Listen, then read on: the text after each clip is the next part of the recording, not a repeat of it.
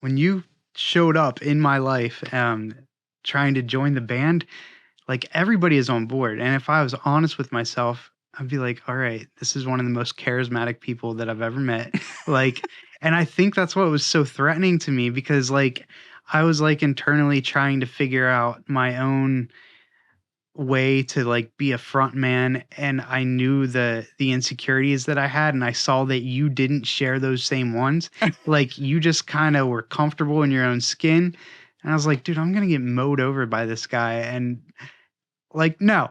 I would hate my own fucking project. Like, why would I? Yeah.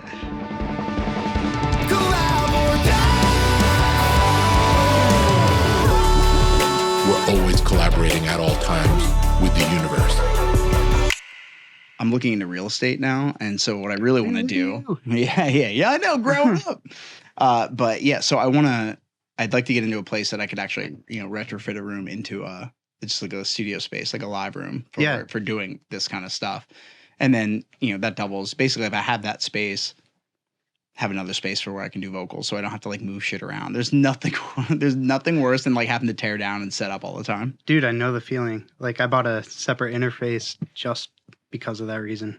And I hate tearing all my stuff down, and like I've drilled holes in the desk to like fit my cables in so it looks all nice, and then I got to rip it all out, and it just makes it awful resetting up. There's like all these little like other aspects of media management that you don't think about. And like you get into it and you're like, oh yeah, if I do video production, I'm going to need to become friends with somebody who sells hard drives on the low because it's like an investment, SD cards, that. And then, when you're doing studio wiring and you're running stuff, it's like, I want to have good cables and, nice low Z noise. I'm like, I swear by them. Everybody's like, that's ridiculous. That's so ridiculous for a cable, but there is like a difference. I'll use them for like monitors and stuff, but when it comes to mics, I'll just, because you're going through. I've seen people like do null tests and they literally cancel each other out, like phase cancel out. So it's like, is this really adding anything? I don't know. I just like, I guess for me, I'm just looking at like, I try to be a better perpetrator of like just good signal so that like, there's no worry on my end that I gave bad signal to somebody. No doubt. Yeah, like I'm the safety of my because I have Mogami cables for like my monitors, and then it's a Mogami cable from the mic to the actual interface, and then like, but then if you I bought like a 5-foot one because that's all I could afford at the time. Well, dude, we finally got you on the podcast. Yeah, I'm so excited, man. I'm excited to be here, dude. I'm nervous, but that's just normal. That's just me all the time. Yeah. Just like this frantic little, I don't know what kind of animal, but I'm nervous a lot. And I'm realizing it more and more every day. But I'm happy to be here. Well, I'm glad that you came on, man, because like I feel like you were one of the people that I've been like gassing up from the sidelines for a long time, just being like, dude, you have this talent, you have this drive and ambition. Like, what is it that's like holding you back from doing the thing that you say you want to do? And yeah, man, it's insecurities. It's just the same shit that every artist deals with. You're like, I don't know if it's good enough, or I don't know. Especially when you try to A/B your stuff with like awesome mixes, and definitely in the world of music specifically for you, like that can be daunting because you're like, there's just so many ways to get to that, and what process did they use? Yeah, and there's like no one size fits all. It's like, I don't know if you follow like music TikTok or whatever, or like production TikTok, and everybody has these little like tricks. Like, if you want to sound like this is what you put on your vocal chain, and that hardly ever works. Like, it depends on there's so many variables. Your voice, the inflections, like the room you're in. There's so much. The gain field of the mic, what kind of how hard you're hitting the compressor. Like, truthfully, like I like tinkering, and I think you really need to just love the process, and like you just got to figure it out on your own until it makes sense, because you can't just take like a bunch of presets and expect it. It might work once, but it's not going to work every time, and so it's really good to just get in it and learn like why things work the way they do, and the science of it behind it a little bit. I think I remember having somebody explain compression to me in the format of your mom told you to turn the music down. Oh yeah, dude, bedroom. That's a meme right now. Is it really? Yeah, Yeah, that's like, the ratio is what you told her you would turn it down to, Right. or whatever, like however like they broke it down. I just remember being like, that makes a lot of sense. Yeah, it's a very good explanation of it.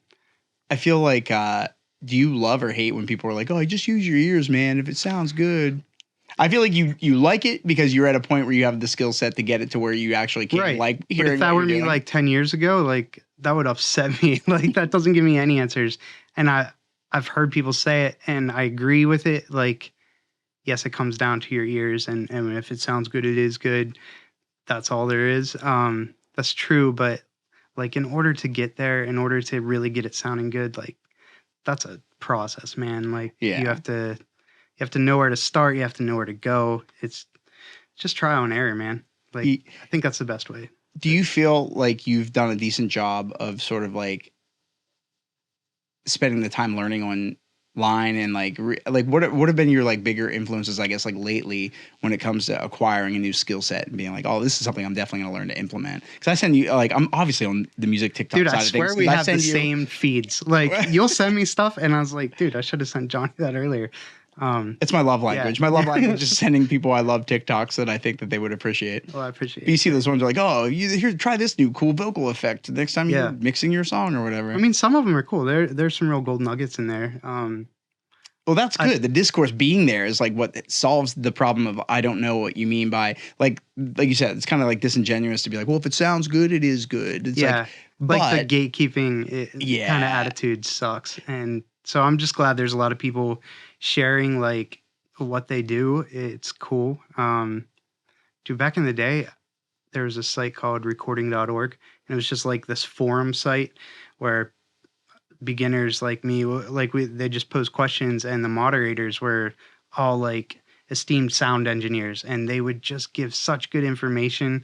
Sometimes it didn't make sense because they were like way over my head with their explanations, but like the moderators were just so cool that they took the time to answer. And like if I didn't understand an answer, I would like look it up and learn as much as I could. But yeah, just like reading on it and just nerding out, dude. Like I love reading about compression and EQ and phase issues and aligning, and like I feel like phase is going to be one of the last things that I really tackle, because I feel like I think I get it, because you can hear an example of it and be like, oh, okay, but why that happens is like such a like. Well, it's like, so like phase cancellation happens a lot when you're like miking a drum set, and there's a lot of techniques to prevent it without getting too nerdy. But like, say you have get nerdy, let your nerd shine, dude. When you have like more than one mic source. So say you're miking a drum set and you got your kick mic here, but you got your overheads up here, and the distance from those mics from the source, like your kick is like right up against, usually your kick mic is right up against your kick, and you got your overheads that are like 4 feet away. So it takes longer for that sound to travel to the overhead mics than it does the kick mic. And so you get a slight delay. If you look at it like on a zoomed in level, your kick is here on your overheads, but it's closer. So that little time discrepancy can create phase issues. Oh, so that makes sense then. In phase and out of phase. Right. And you want things to be in phase? Is that what you want? Like in phase, it would make make me think that. Dude, you can go. Some of the like best engineers, they use phase to their advantage in mixing. Like you can get things slightly out of phase, and it creates like different tonal properties. If you pull it closer in phase, it might like decrease the bass, but it like increases the high mids a little bit. Yeah, that's so so if they weird. want that popping through, they might just manipulate the phase just to get a tone that they like. I do like that. I like when you get to see this opportunity for like people to start being like, yeah, I've been told my whole life not to do this thing, but I specifically seek this thing out because this is like a very interesting, effect. Like neurologically, we're so hardwired to just like and dislike so many sounds right out of the gate.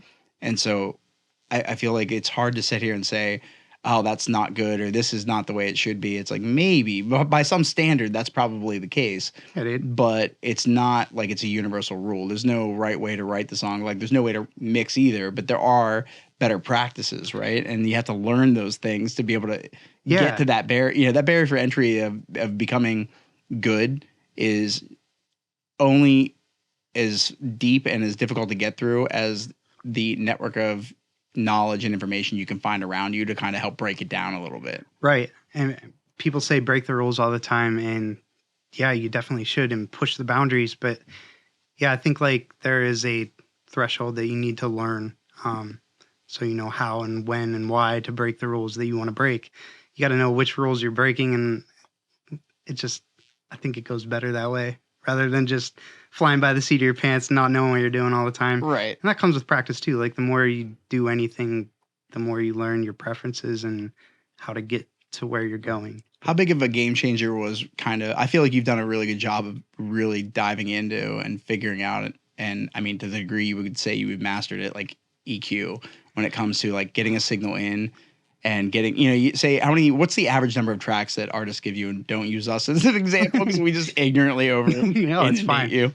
Yeah, you guys are special in that way. Like you'll throw me like more than I need, and a lot of times I just strip it down, especially like guitar parts or something. Like it's usually, I don't know, what was the question? I'm sorry. How do you getting to the point where you kind of like, if you pull something in, you can roll off certain frequencies and start getting things into a pocket where it's like things aren't going to mess with other things. And like, at one point I saw this EQ chart that says like where usually you can see certain instruments shine in certain frequency ranges. And when you're looking at that on a graph, it's like, okay, yeah, sure, saxophone's supposed to be sense. here, maybe. Yeah, like, oh, I totally get it now. Yeah. But whenever you actually get the track in, there's always this extra like factor of the room it was recorded in. If it's an instrument that's like a raw, like live instrument, not like a software instrument or something like that. And then, with vocals, I would imagine there's got to be some like quick cleanup tips and tricks that like there's always like beyond like bass guitar, I'll high pass most things because like even if you can't hear that low end in a track, there's a lot of, if you look at it on like, I don't know what's called, spectrogram, or if you look at the frequency visually, there still could be a lot of low end rubble, and that affects your master and how loud you can get things, even because that low end, those low waves take up a lot of space. Like, so when you got a compressor or a limiter on the master, those big low waves are going to hit that before your high end does. And that's like, I know a lot of like us amateur mixers, like we struggle with getting our songs competitively loud, like up against like a Dua Lipa, but like up against any mainstream artist song. Like they're always like setting the example for how loud you can get something.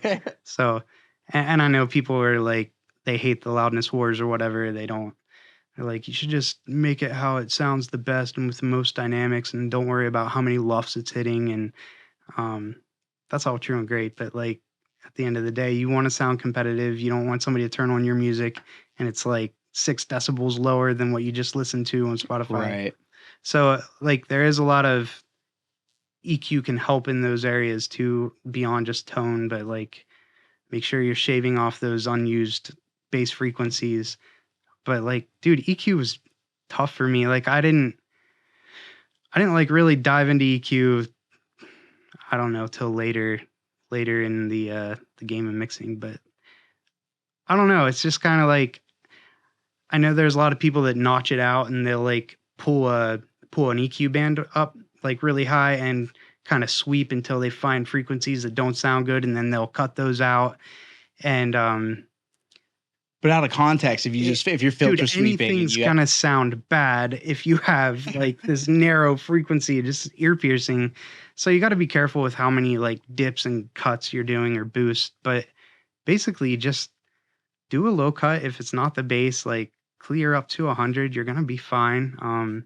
Maybe 75, and then really just take time to listen to it and be like, man, I like the high mids, or it sounds a little muddy. Maybe I should bring 3 to 5K up a little bit, and that will clean it up, or cut out some of the mud in like the 300 to 400 range, and then that will kind of add this high end sheen to it without really having to boost. I think a lot of people just starting out overdo EQ and they overdo compression. Like, and then you thin out your mix, and it's maybe loud, but it doesn't have any body to it. Yeah, because you're like, I know I'm supposed to EQ this. I know like I'm supposed to throw a compressor on here, so I'm just gonna do it.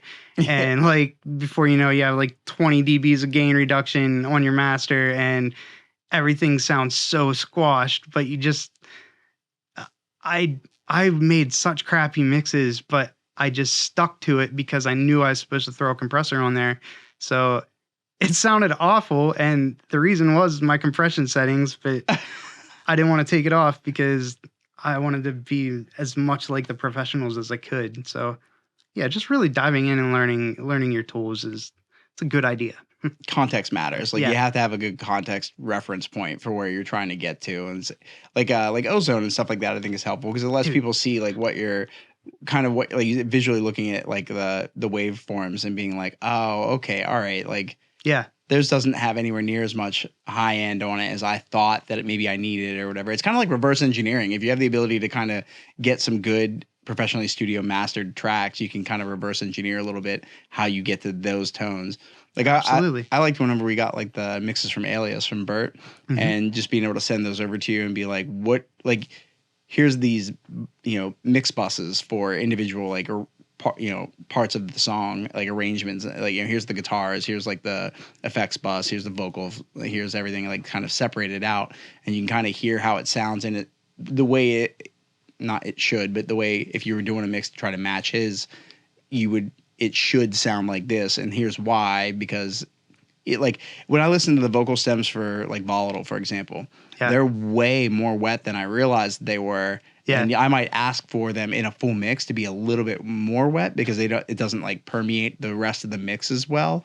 Yep. And really that could be like an EQ for the reverb or the delay or something like that to kind of let certain parts shine through. And I didn't, when you're making, I feel so bad for it. Like most engineers that deal with any band or artist fucking ever that's giving mix notes.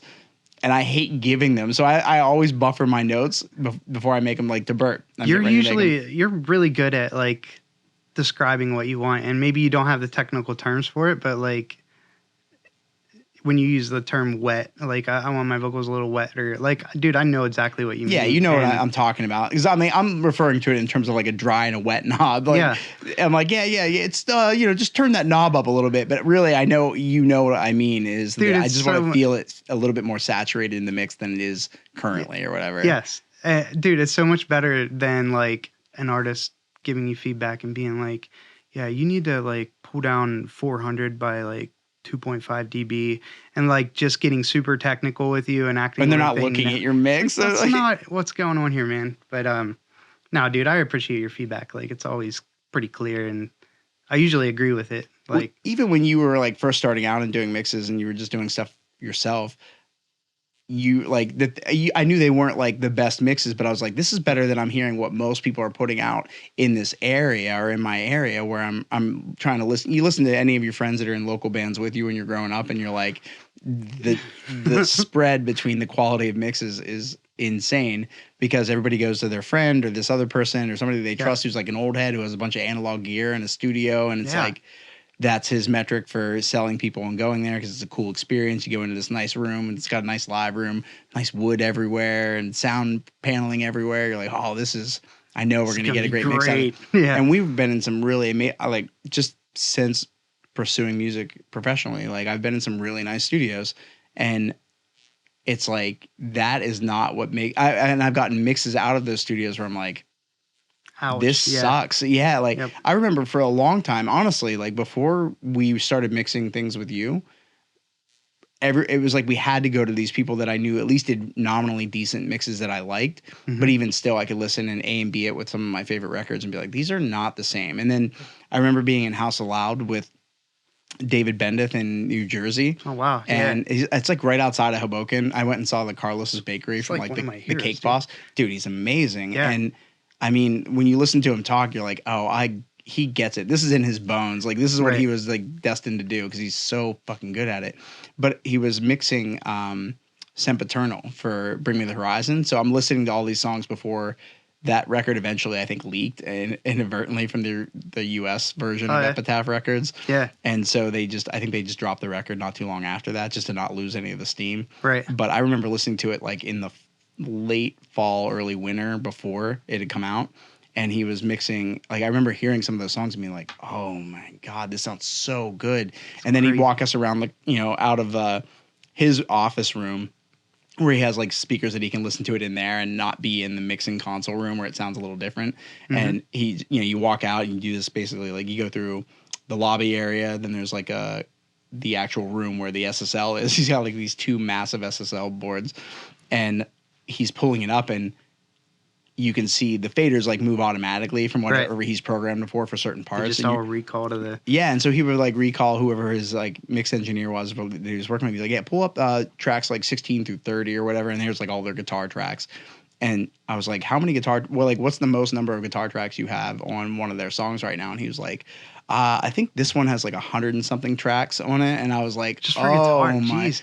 But it's not just as simple as like quad tracking your guitars and you've got like lefts and rights and there you go, that's it. Right. It's like individual parts of songs. There might be some like dissonant, really weird, resonant, you know, Ebo style effect of just you want to build ambience, and that's getting, there might be like 4 to 5 takes of that, and each one is EQ just slightly differently, so that whenever he's able to kind of fade them just up and underneath it, you really see where the art of mixing and mastering comes in, and then that kind of just shifted everything for me. I was like, oh, the other side of the pendulum swing is you say, oh, I'm a band, now I got to have 100 guitar tracks, right? Not what it requires, but I think if you know what the bill you're trying to, you know, satisfy is, you know that there are going to be certain things that you need to kind of aim for, and that it does kind of come with this like, oh well, this is overproduced. It's like, but that doesn't spell bad to me. That spells the extra attention, you guys and put care. Time and love into this. Yeah, and like that's how you get these really magical moments in songs. And to me, moment building in songs is the best part of music. Absolutely, and like, it doesn't matter if you can't pull it off live. Like I've heard so many bands use that as an excuse as to why they don't put more effort into their records. Is like, well, I want to stay true to who we are and what we are, so we don't record anything that we can't play live. Like, man, you're missing such an opportunity. Like mixing and producing, like that's its own instrument. Like you can use that. It really is. Anything that's in your head, just put it out there and like preserve it in time forever by recording it. But like, man. Yeah, I think like one of the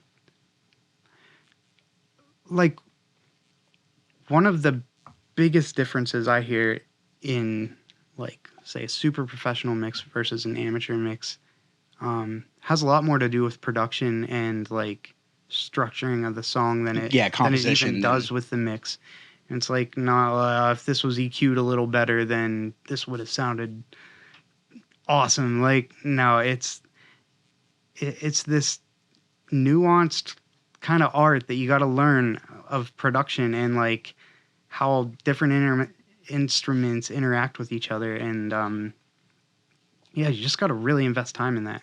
And I think to me, like I'm looking at it like this is your art, this is your craft. If this is really truly something you're passionate about and it's your art, you want to spend the extra time on it. And there's, you know, a point of diminishing returns where like you're making the perfect the enemy of the good. But at the end of the day, if you've got a vision for where you want your music to be and you're really shooting for it, it's like you need to make peace with the fact that this might take a little longer than you want to. Yeah. And it's hard because when you first write a song and you're going through the mixing and mastering process, like right now we have Spitfire is for getting back the mixes for that. Banger of a song. I'm really excited to get it out. I would love to have it out like tomorrow, but I don't want to waste it. And so if we don't have anything to follow up behind that with that is like going to start to spell out this direction that we're kind of like shifting and heading into, it's hard to say like, oh, well, I don't want to spend the time on it. I just want to get it done and move on to the next one. It's like, I'm not garbage collecting songs for my discography. Like if I'm going to do it, I want to really stick the landing on those moments. Cause you can tell, like when you hear a moment in a song that is just, oh, that's the one. And everybody's got a song that they can think of when it comes to a song moment that really like speaks to them. Doesn't matter if it's like just the stomp and clap for We Will Rock You or whatever for Queen. Right. It's like the first time you hear that through pretty much any shitty car speakers or your little whatever. It's so crazy. We used to have these like little tiny stereos that we like would tote around as like that's the benchmark for what makes music sound good. It sounds good on this piece of shit Iowa 3-disc CD changer. And and then you start getting like better audio reference materials to be able to listen to things through, and you're like, oh, that's actually, it sounds clearer, but maybe not better the way like awful mix. Yeah, I don't love it as much as I loved it in my 92 Cavalier. I don't know why. Yeah, man. But that's kind of like the beauty of it. There isn't really this like right way to do it. But I wanted to jump back to, you were saying about it's not necessarily even just like the mix, but like the production that goes into a song. And so like one of the other reasons why it made it like a no-brainer for us to come to you was not just like our familial ties of like how long we've known you and whatnot, but like I've always watched the things that you were doing with your music as you were writing it, and you were always trying and doing weird things. Whether you were like in your infancy, whenever I first caught you doing it, I was like, oh, that's cool. I love that he did that. I would love to have that in something that we would do. And that's really all like creating your vision is just cherry picking the things that influences that you take in musically that you love, or, you know, if you're a videographer or a photographer, like visually, and trying to implement them in a way that they're gonna manifest differently no matter what. Just like you can't throw presets on a signal chain and have it turn out great. It's like your attempt at doing something that you've seen is never going to turn out exactly the same for all the million variables that you'll come across that won't allow it to. Right. But if you've really like this thing and you can find a way to kind of like tastefully incorporate it and mix it into your art, you end up with these very cool and often like new and unique interpretations of this thing that has maybe been done a bunch of times before, but maybe not like this, or maybe not to this degree. Yeah. And it just made it really easy. Like I always, like, I feel like I'm constantly, if people are asking me for like, who do I trust to like mix and master? I'm constantly shoving people your direction because I'm like, one, you want to do it. Like, dude, thank you. Appreciate that. But that hunger and desire that you have is like, that thing you're nerding out on is your thing. Like, you don't just like mixing and mastering. Obviously you're doing like beat production, which I want to get into. Yeah, sure. And, you know, you like writing. I think you're a great melody writer. I think you write really catchy, memorable things because you think about melody in a very unique and interesting way. Thanks, man. And so it's always fun to write with you, and it's fun to be able to turn our music over to you and be like, this is what it is at its base. We have ideas for like moments we want throughout here. Like, can we kind of, we trust you to understand what our vision is. And that was another aspect that made you a no-brainer is I was like, I don't have to explain what my music tastes are to Jordan. Like, we've grown up listening to the same shit, and we have these pop music sentimentalities that we love, and we like rock, and we like this and that, and we're not genre exclusive. Yeah, we just kind of get each other. And like, dude, I've been so blessed to have you guys because like, not only is it like music that's down my alley to work on, but dude, I think it's like every kind of up and coming producer, engineer's goal is to like, man, I need material to work on. Like, how can I get better and like, rather than me having to like create a whole song from scratch just to practice like at my chops. Yeah. Like, you guys are over here making music that I like and sending it my way. And like, here's the stems, do your thing to it. Yeah. And like, for the past couple years, I've just been able to like benefit from you guys making music and having that be material for me to hone my craft on. And like, I'm so thankful for that, dude. Well, it was easy to want to do that. Yeah, I'm sure it is. Because then, like you said, the time it takes to write your own song and get through all the tracks and creating that you would be doing on your own. Yeah. Just to get to the point where you can start using your chops that you want for mixing and mastering.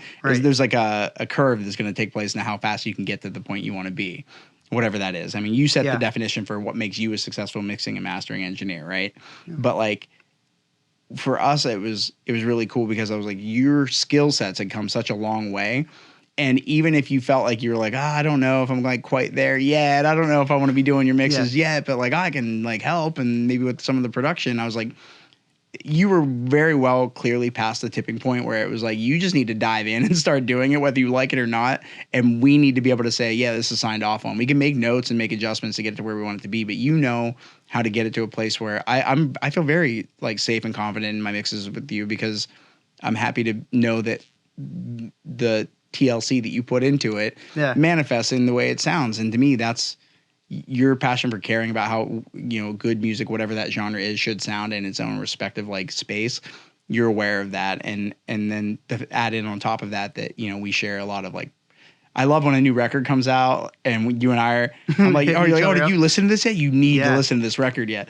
And then I don't know if you're like this, but I would imagine you probably are super finicky about taking on anybody else's music suggestions. So I'm like, okay, all right, right. But like, yeah, I'll have to check that out then. Yeah, I want the suggestions, but I'm also like, I have to be, to pick up a new artist, like I have to be so in the right mood and mindset and headspace to take on a new sonic sound from some artist and be like, oh, okay, all right, I have time to dive into this. Absolutely, dude. And they're few and far between, but when a record comes out and you and I are already a fan of that band and you're like, oh, did you hear what they did with this? Like, listen to this track. Oh my God, this is amazing. Yep. And yeah, I mean, I just feel like being in sync with you musically has been a very helpful part of the journey for me too, because I mean, at its core, we're all learning, and to be able to do it with somebody that we've basically grown up with is like even better, because it's like there aren't any other people in this. I mean, I'm sorry, I don't mean to offend anybody, but like there's not anybody else in the area that does the quality of work that you do. Like there just isn't,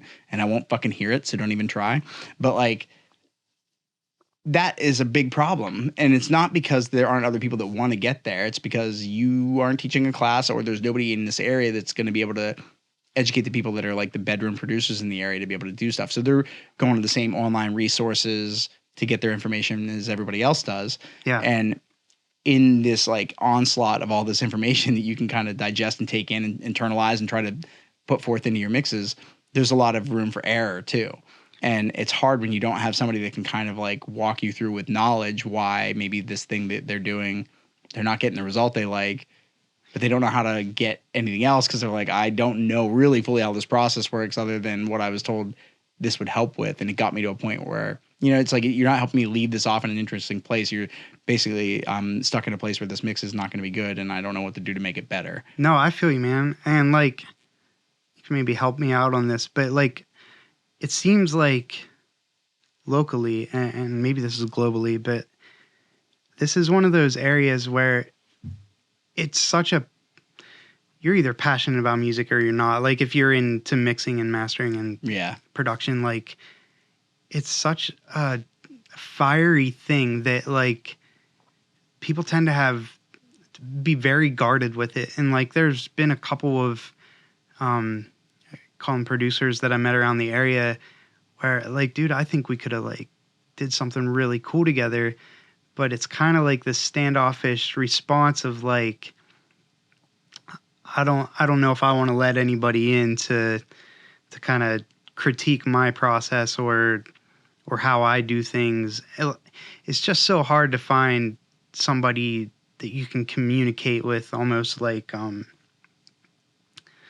another level like that, where it's just like, I don't know. There's a lot of hard, like cold feelings when it comes to sometimes like trying to collaborate with another producer because you step on toes a lot and I don't know if that's why it is that way or it's not. Certainly that's definitely a part of it. Like that is easily one of the reasons why that happens. I think the other reason is maybe insecurity. They're like, I don't want to, like you said, like I don't want to be critiqued. And then another angle of it is sometimes like I don't want to give out this thing that I learned. Like I learned this, and if I give you this information, I look at it which in the way that I believe is the correct way, that there's no way I can perfectly emulate the exact same thing that you did. And because the signals aren't always the same, like the tracks aren't always the same. So there's no way you teaching me this like dissolves your ability to continue to use that information to your benefit and keep going down, you know, to whoever your mentor is in that case. Yeah. They're going down their own rabbit hole and learning and perfecting and refining their process every step of the way. So it's like,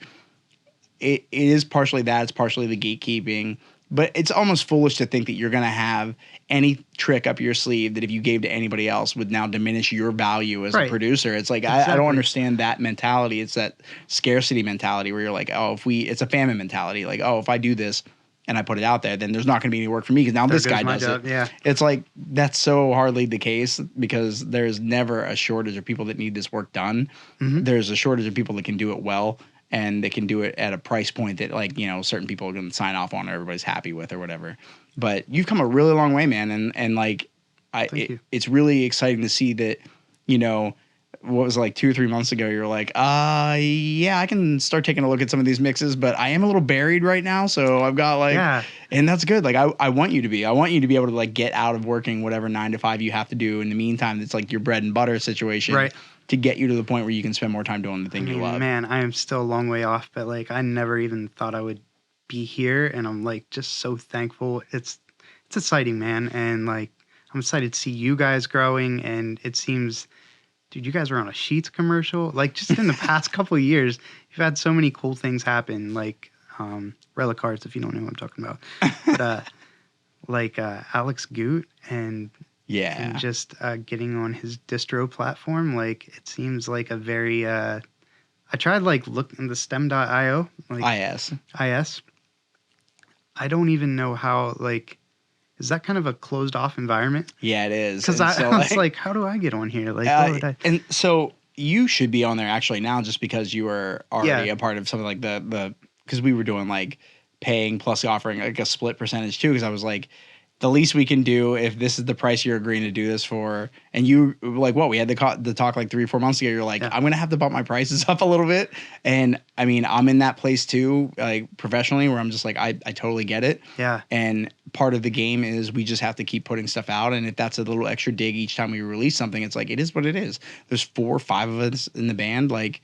If it's an extra $100, like I guess we're all pitching in an extra 20 if we don't want to have it all come out of the band funds or whatever, you know, like. Dude, I appreciate you for that too. Like you've been such a good just kind of person to lean on as I learn those things, because I don't know about you, but like when I negotiate like pricing and all that, I don't know if it's like the people pleaser in me, but it is like, I'm just scared to death.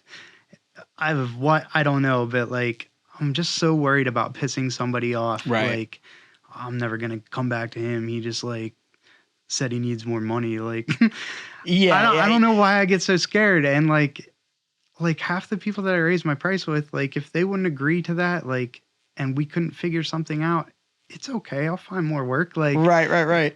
And like, and you know that. And like, so like why you let that stop you is like beyond me. And everybody's been so cool too. There's not one person when a couple months ago when raised my prices, like nobody's like, dude, you suck. Like everybody's like, yeah, totally, man. I totally it'd be one thing if you were like not good at what you did and you were raising your prices. You're like, I'm already not thrilled and you're telling me I got to pay more. Like eat a dick. But if you're clearly, it's like everybody who knew. They had to have known a price increase was coming, because you're like, I'm getting away with murder right now, getting these mixes for this price. And there is something to be said for that. Like, I mean, I can say just personally, like I just had dealt with a project like last week. I took on a last second weekend project that my buddy Kenan pitched my way. Yeah. And it was like weekend turnaround. And now normally I can charge an hourly editing rate, and then I can be like, all right, but there's a rush delivery on these. So there's a weekend fee and then there's a rush delivery fee. And those kind of increase the price. And then if I work more than 8 hours in a day, there's a price increase for the hourly rate over any hours over 8. Because like, why the fuck shouldn't there be? Right. And so, but the feedback. So I was doing work for a client who had 2 other clients that are huge. Like they're like huge clients. And I don't want to name them because I don't want to like piss anyone off. But the client number 1, who was like their whole reason this event summit is happening, is giving me feedback and edit on the notes that were given to me by the client I was directly working with. So I've got a point of contact, and I've got these 2 clients over here that they're going to them to get the work done. Okay. And so as that funnels to me, I get my notes from my client, and I'm dealing with those, and I'm making the material like to spec to what their Excel sheet notes gave me. They were very, very clear. And I was like, okay, this is great. And then I start getting feedback on like how I'm not. This just the audio in this just seems like it's a little jumbled. Like I can't quite hear what this person's saying. I'm like, like the client's client is saying this. And I'm like, this is the footage that they gave to my client to give to me to use. Right. And they didn't know that like the audio and the dialogue and the music is already baked into this. And like, I'm not going to be able to finesse this. I can use all the video and none of the audio and not have any of the sound bites because I don't have any raw dialogue clips to work with. Or I can just rehash what you did and kind of finesse things in a very particular way to make it so that it's not recognizable as being the same thing it was. And it's like a new interpretation of that thing. And So I'm like getting really frustrated. I was supposed to be done with this by end of day Monday this past week. And I was still dealing with notes from them on like Wednesday. Meanwhile, I'm on a gig with one of my bread and butter clients here out of State College, KCF Technologies, and I'm working on a massive project for them with like a Fortune 50 company. Nice. And I got some serious like heads to turn with this project, so I cannot mess this up. And I'm down there like exhausted, flying. It's like a quick turnaround gig, and I gotta film, do a bunch of interviews both days, set up, tear down, driving an hour and a half, 2 hours one way, coming back, and like flying to Atlanta to do this, and dealing with these notes at the end of the night, like, hey, if you can get to these notes tonight, I'm like, I'm going to do my absolute best because, like, that's what I'm here for. But, like, we were already 2 days past when we were supposed to be doing it. And it just got to the point where when the project was done, like, where, like, the event was happening on the 4th, and the 4th had come, and it was like, there's no more work to do. The project is definitively over. Yeah. I felt bad because I was like, I'm not going to bill these guys for my hourly. I know how many hours I put in, 16 hours at, $80 an hour is like a homie rate for a client that I've never worked with before to a friend. I mean, I'm like not going to try to like gouge them because I want to work with them again because it's like a really nice client. Mm-hmm. And I just felt guilty. I was like, look, like I usually do charge like a weekend fee and a rush fee and these other things. But I was like, I honestly feel guilty that I wasn't able to fully give you, as per your clients wants, the videos that they needed. And all they were videos that were playing before, like in between segments at a summit on stage for, in Miami. And so I was like, okay, I feel bad. Like, I don't want to charge you the full rate. So I'm billing you the hours I worked in the editing. That's it. And I sent it over. And he was the guy who was my direct contact was flying to London from Miami. So he was like, hey, sorry, I'm getting this a bit late. And he was like, don't worry about that at all. This client was so difficult to work with. And like, I cannot stress it enough. They were expecting a miracle, and you went above and beyond, and I'm extremely thankful for the work that you did do. And we ended up using a lot of the material that you gave us anyway. And so he was like, please do not feel bad. He was like, by all means, bill me what you should be billing me normally. And so he saw my invoice then, and he comes back. He's like, oh, I'm circling back. He's like, it seems like I have got these emails out of order. He was like, this price should be actually like, and he rounded it up like another $1,000. Yes, that's awesome. And I was like, immediately, you need to know you were the nicest client of all time. Like, are you aware of that? And but in the meantime, I was feeling bad because I wasn't delivering because there's this like tertiary third client aspect of notes that I had to pay attention to that I really couldn't have any impact with because I had no raw material to work with. Right. And so, I mean, you're afraid to like tell somebody what your price is because you're like, oh, they're going to be so mad. And they were in a pinch. So like they were going to have to pay somebody this no matter what. Yeah. And I'm aware of that, but I'm like, again, I don't want to gouge them. Like, I want to work with these guys again. They do a lot of really interesting things, a lot of huge clients that they work with, and I want to keep that going. But the only way to get there in my brain is to not piss them off and not say anything that could possibly upset them. That's right. Yep. And it's not true because it's like that. Like when case in point, like the client was like, no, this is what you did work that is well worth what you paid.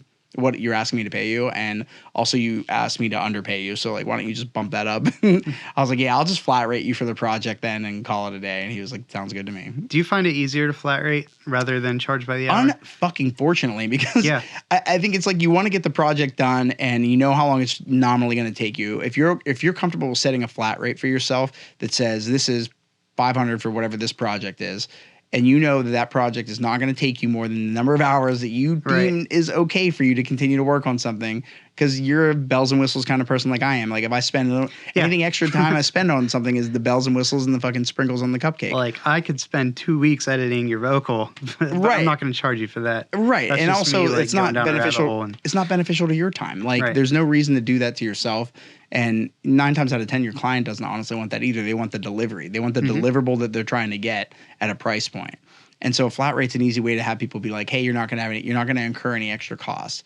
And so now I've started to hybrid it a little bit where it's like a flat rate, but if we get to a point where we need to do an extensive amount of edits, then it's going to go up. It's like, hey, this is a little past the scope of what we actually agreed on. Right. And I don't want to be burnt for doing it and then spending more time on something. Every extra hour I spend, I'm watching. I think about it in terms of, okay, if this project is $1,000 and it takes me, 8 hours to do it, my rate is X dollar. Now, if it takes me 16 hours to do it, I literally have the amount of hourly that I was making to do this project.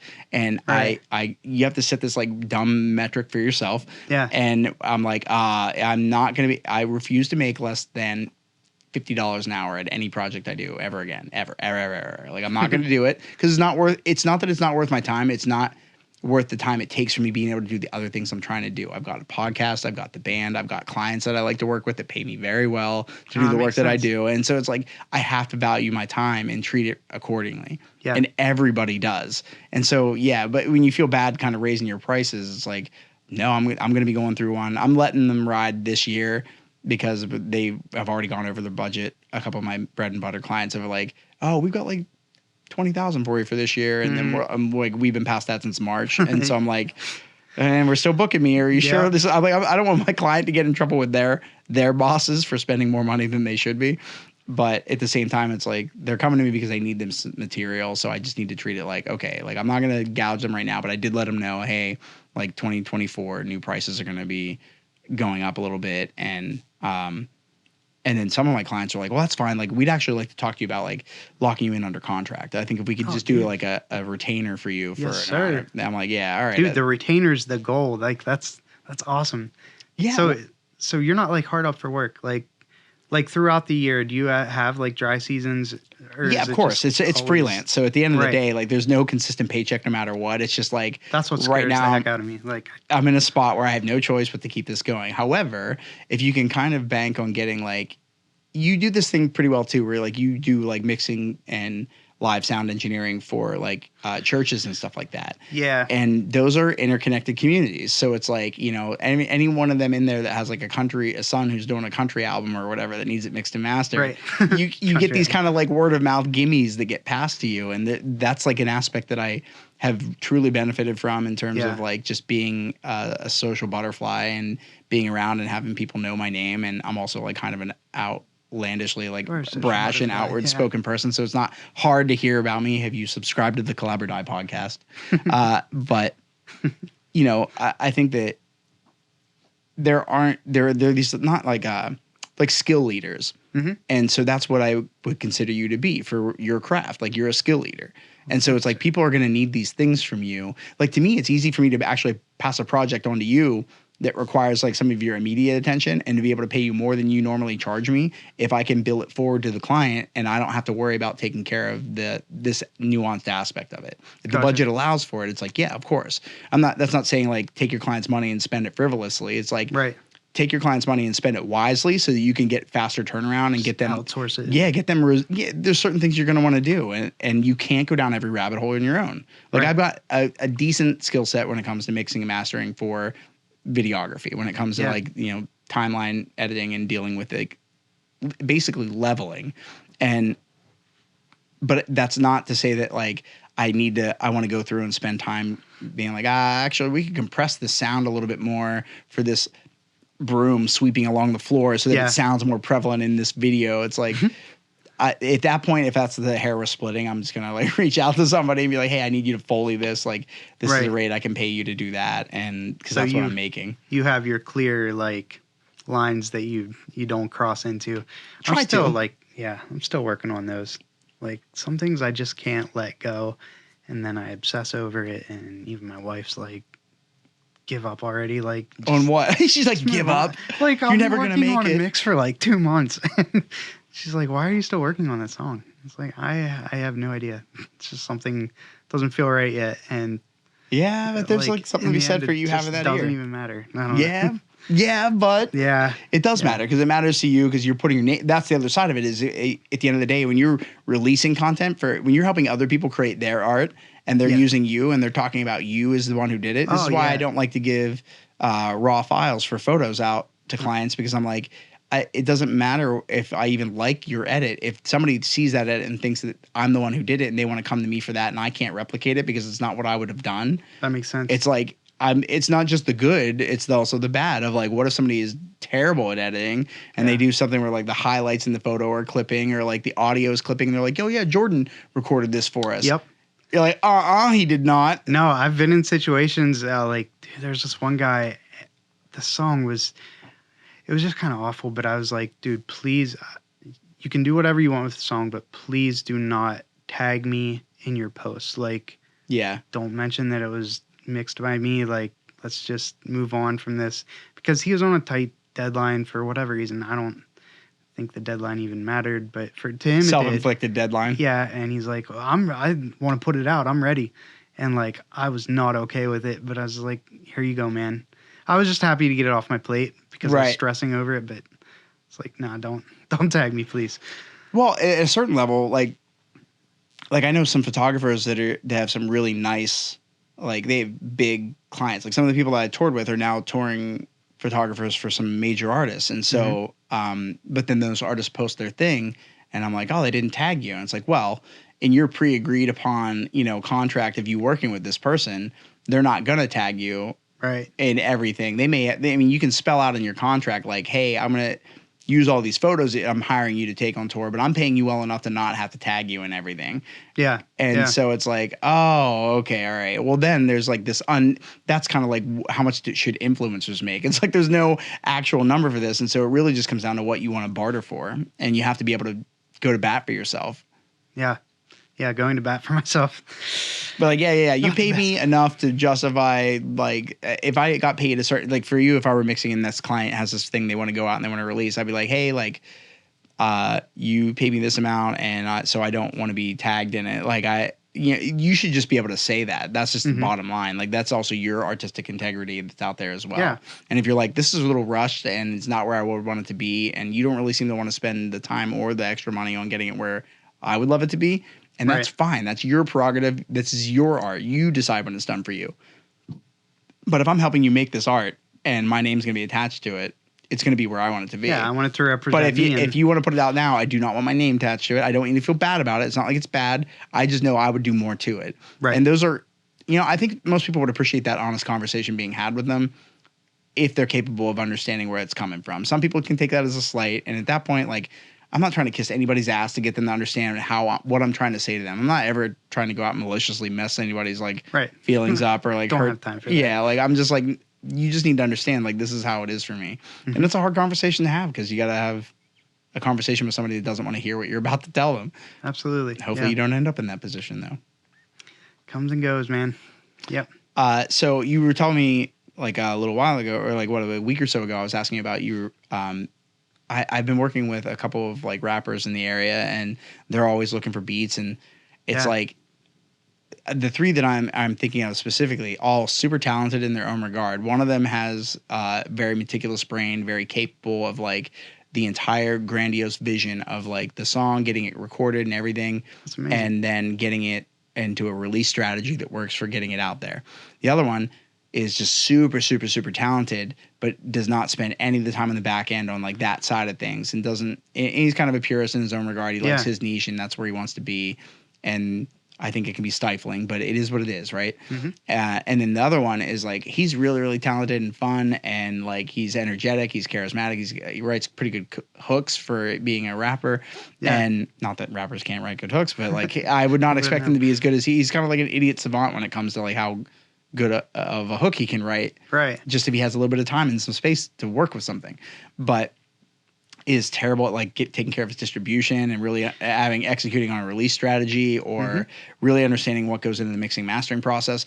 Doesn't want to buy a lot of his beats, so he releases a lot of stuff on like SoundCloud or whatever. Just rip it off it, yeah. And that's fine if that's the route you want to go, but I'm like, at some point or another, you have to invest into your art. And if you're not going to invest in your art, you can't get mad when you get to a point where you're not seeing any of the returns that you want because you didn't invest into your art. That's right. It just is what it is. Like it's not like a slight against anybody. It's like he's had people in his camp telling him like, hey man, we gotta do this. Your name is not a good name actually, and here's why this is gonna affect you now. And like you haven't really built a brand for yourself, even though you've been releasing music off and on sporadically over the last couple of years.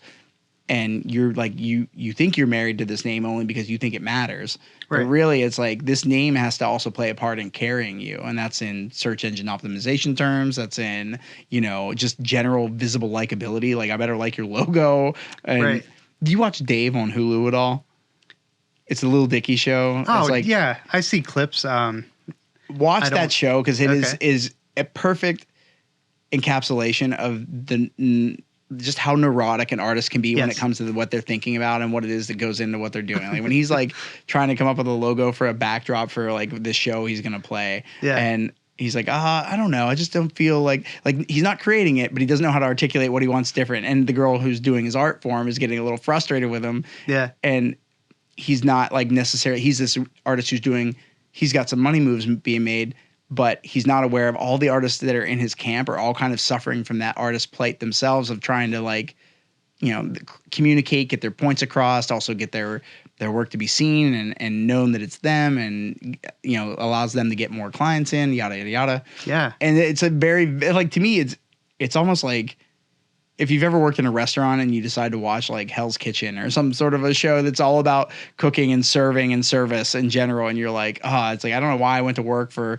6 hours at this bar and restaurant to do this, to then come home and relax to watching this high stress environment of a cooking show. But that's kind of what it is for me, because it's like, it's so crazy and ridiculous, the things that he writes into it. That show should get all the Emmys. It's really, really good. And so check it out. I just definitely, like, I see a lot of what we deal with in our day-to-day manifest in that regard. Yeah. And so, yeah. So anyway, like the beat licensing thing, I'm like, I have somebody in my camp that I think could do them, you know, a service of like creating this stuff for them if they have a vision for where they want to go and what they want to do. But none of them are beat makers themselves, and they don't really want to delve into that skill set and start learning. Even though I kind of feel like you should. Like, I feel like if you want to rap it, like the best thing you could do is figure out how to get, you know, 4 measures of a beat down that you like, that builds however you want to, and then kind of create these moments. You're gonna have to invest either way. Either you're gonna pay somebody monetarily for it, or you're gonna invest your time and learn. And then, to me, that pays off in the long run. That's how I feel. Yeah, I mean, like, basically every piece of photography or videography equipment I got because I needed to do photos and videos for music. Yeah, it's a means to an end. Yep. Yeah, and then it just, like, I didn't want to dive down the road. I would rather just be the fucking talent and, like, do what I do and show up and then sing, and then I'm done, and that's it. Everybody else does their pieces, and then we're good. Yeah. But, like, I also am, I guess, like, a leader in that regard. Like, I like to have my hands in on different aspects of the you know, the mechanics of what make this, whatever this, you know, machine run. Mm-hmm. And it's just difficult whenever you feel like you just don't know. You don't know what you don't know. And then you know what you do know, but you're trying to get like past certain barriers that you're at, and gatekeeping doesn't help. And so you can't break those certain thresholds. And then at a certain point, it's like, yeah, you just got to, like I said, you just got to invest. You know, like, if I can spend some money on the camera equipment and start getting the lenses that I want and getting the shots that I want, now at least I know if I decide to hire somebody out, what I'm looking for visually. So if we storyboard something for a music video, I can be like, I'm really looking at seeing like a lot of tight shots on this. Like, I'm thinking like 85, 100 millimeter, like focal length. And this is what I'm kind of picturing for this. And it's giving me another avenue for being able to express myself musically in a way that I didn't anticipate. Like, music first and foremost is what brought me to photography and videography, and then it has kind of taken on a life of its own, because it turns out our generation was raised off of media. So you're reverse engineering how to edit something or create a piece or a video or a short that is something that you would like to watch yourself. And so now I think you're making a living out of it, dude. Like, but unintended. Didn't go to college for it. It was not my intention whatsoever. But I've got an eye for it, and I can project manage and organize and execute. And so it takes if I have a team that can also play their parts and do the same thing, like, I'm fucking untouchable. Like, I'm put me with 2 or 3 heavy hitters to create a project that I want to create or that I'm being paid to create, and it will be amazing because I know who I'm going to go to for the different things that I'm going to do, the different aspects of what make up the composition of that video. And like, it might be a super expensive video, but they're going to get what they paid for sure on the back end of it. Yeah. So if you can justify the work that you're putting in terms of like what your value is, like, I don't feel any shame in being like, at some point or another, I got to stop being insecure and be like, I'm actually fucking good at what I do. And here are the awards that show that. And here are the client testimonies that say this. This guy's landed Emmy awards for. But even that is like, to me, I was just talking to the gentleman I had on the podcast last night, Mr. Loftus. I was like, you know, what does that really do other than like in the camp of people that give a shit about that? It shows that you've gone to that degree or you've gotten to that step. And then he was like, oh, yeah, did you get your trophy? And I was like, no. And I found out, I didn't tell him this last night when we were doing the podcast, but I found out that they didn't make the full-timers pay for their trophies. They bought their trophies. But because I was only part-time, because I didn't want to go union, and because they don't pay enough to do full-time or part-time. You have to buy your trophies? Yeah, it's like, they don't tell you. You have to pay for your trophy. It's like $350. That sucks. I would have paid it. I mean, I have the order form like, whenever I this want whole to. thing. I know. Yeah. But then I'm like, but then what do I do with it? And how long does it get to sit around before it looks Put like it on top of your toilet in the bathroom. Right. Yes. Right where it belongs. Yep. Yeah. I mean, at a certain point though, I'm like, if I don't win another one within a few years, it's going to look like I won one a long time. This guy must have peaked back in 2015. Wash ups only in this bathroom. Yep. Yeah. No, but it does say a lot. Like for you to get your, what is it, accolades or whatever. Accolades, yeah. People just trust you a lot more. Like I'm sure you'll see more hires out of that.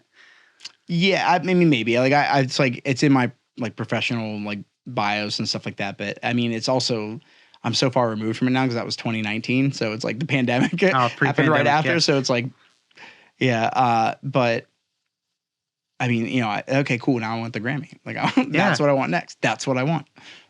And I'll go for the Oscar once I decide to start branching into like film and doing, you know, building up my acting reel and doing that. Do you feel like age or anything does it weigh on you at all? Like, man, I'm getting older, I'm gonna die soon. Hopefully not soon.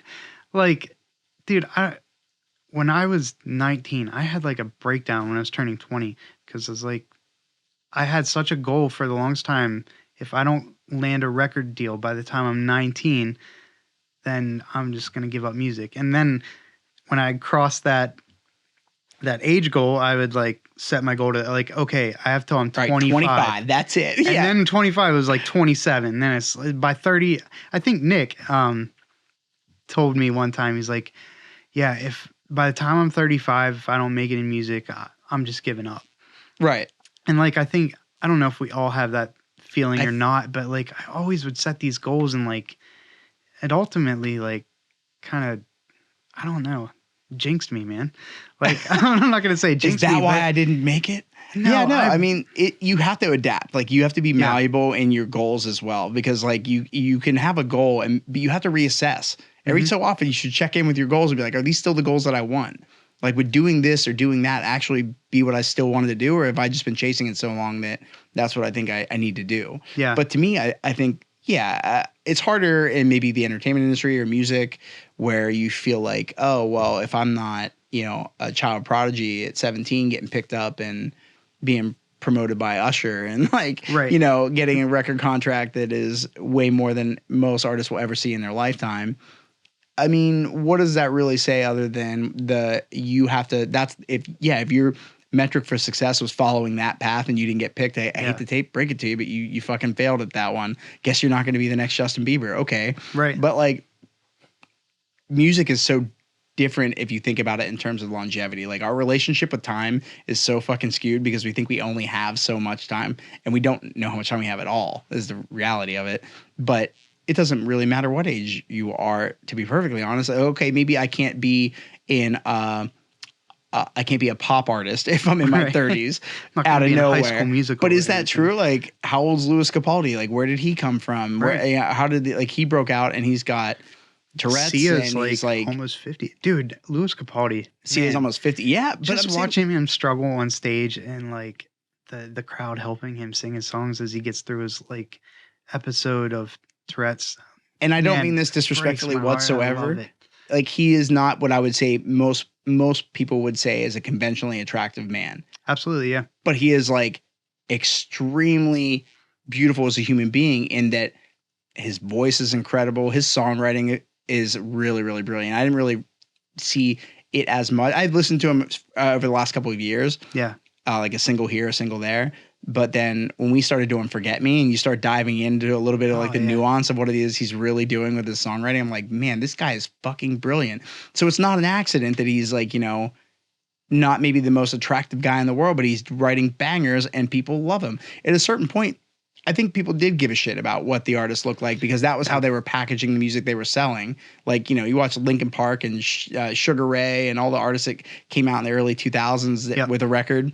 They all kind of had this like new metal punk alternative look to them. Jinko jeans, like spiky hair. Yeah. The whole nine. Yeah. But I don't know what any of the dudes like Sleep Token, like they wear masks on stage. So I don't know. I don't know how old they are. I don't know. And I don't give a shit. His voice is, like he could be. I wouldn't give a shit. Like he sounds amazing. Yeah. It's these weird kind of limitations we put on ourselves. And they're all self-inflicted, right? Yeah. Like to some degree, yeah, the industry is going to impose some of them. Like we had a manager once that pitched me for American Idol, and they were like, "Oh yeah, he's too old." I was like in my late 20s, and I was too old. And they've had people on there that were in their late 20s. And I was like, okay, whatever. I never wanted to go that route anyway. I was like, thanks for putting my name in the pot. I didn't ask for that, but yeah. And I was like, that's kind of a fucking bummer. I'm like, great, now I'm bummed about something I didn't even give a shit about. Like 10 minutes before I heard it. Yeah. But you know, it whatever age, I'm like, okay, so now I can't be in a pop band. Maybe I can do this genre that I also love. Or, you know, if I'm cruising into 45 and nothing's looking good, I guess I'm going country. Like, I don't give a fuck. Like, I've got another 20 years in country then, like, done. Yeah, dude. So, like, it just never stops. I think, like, you just have to be malleable with your goals. And, you know, to me, we kind of had that come to Jesus moment when Boss died. It was like, hey, do we want to keep doing this project, or does this maybe seem like a stepping off point for where we are and what we were trying to accomplish? Like, he was a very integral part to things. And the bottom line is we had to assess, like, are we ever really going to stop making music? Like, I'm never going to stop making music. Mm-hmm. I'm working with a DJ who's a EDM artist. His name's Nukage. And I did a song with him that is like fun. And it's just different. And it's like, and it's also, like, I've had friends of mine that have heard it have been like, I like that better, and I like Relic Hearts. I'm like, cool, fuck you. Like, the thing I spent all my time on, you like this way more. But to the degree that I can explore this new aspect of just doing like vocal top lines on EDM, it's fun. It sounds good. I think I might have sent it to you. I don't know if I've just sent you like the latest. No, that was good though. Yeah, what I heard. I remember I was driving back from. And that was tracked in his studio. So I was like, I want to retrack my vocals in my setup so that I can like get like comfortable. Yeah, not just comfortable, but like I didn't love. He has like the chaotic eyeball like mic cover, and you know, for me, part of how well I can track comes down to how well I can hear myself. So like I've quit tracking with over-ear headphones and just do in-ears whenever I'm tracking, so that I've got like a pretty robust sound that I've set up for myself, and I can hear myself clearly, and there's no click bleed, which is like. Perfect. Yeah, in-ears are good for that. Yeah, and so like that's kind of shifted my game for, and I didn't have him with me that day, so there was no way to really kind of get him to do that where it wasn't going to bleed through the headphones that we were using. Yeah. And so just being able to, like, there is something to be said for finding what your comfortable tracking environment and tracking setup is, and I think singers get a bad shake at this because like they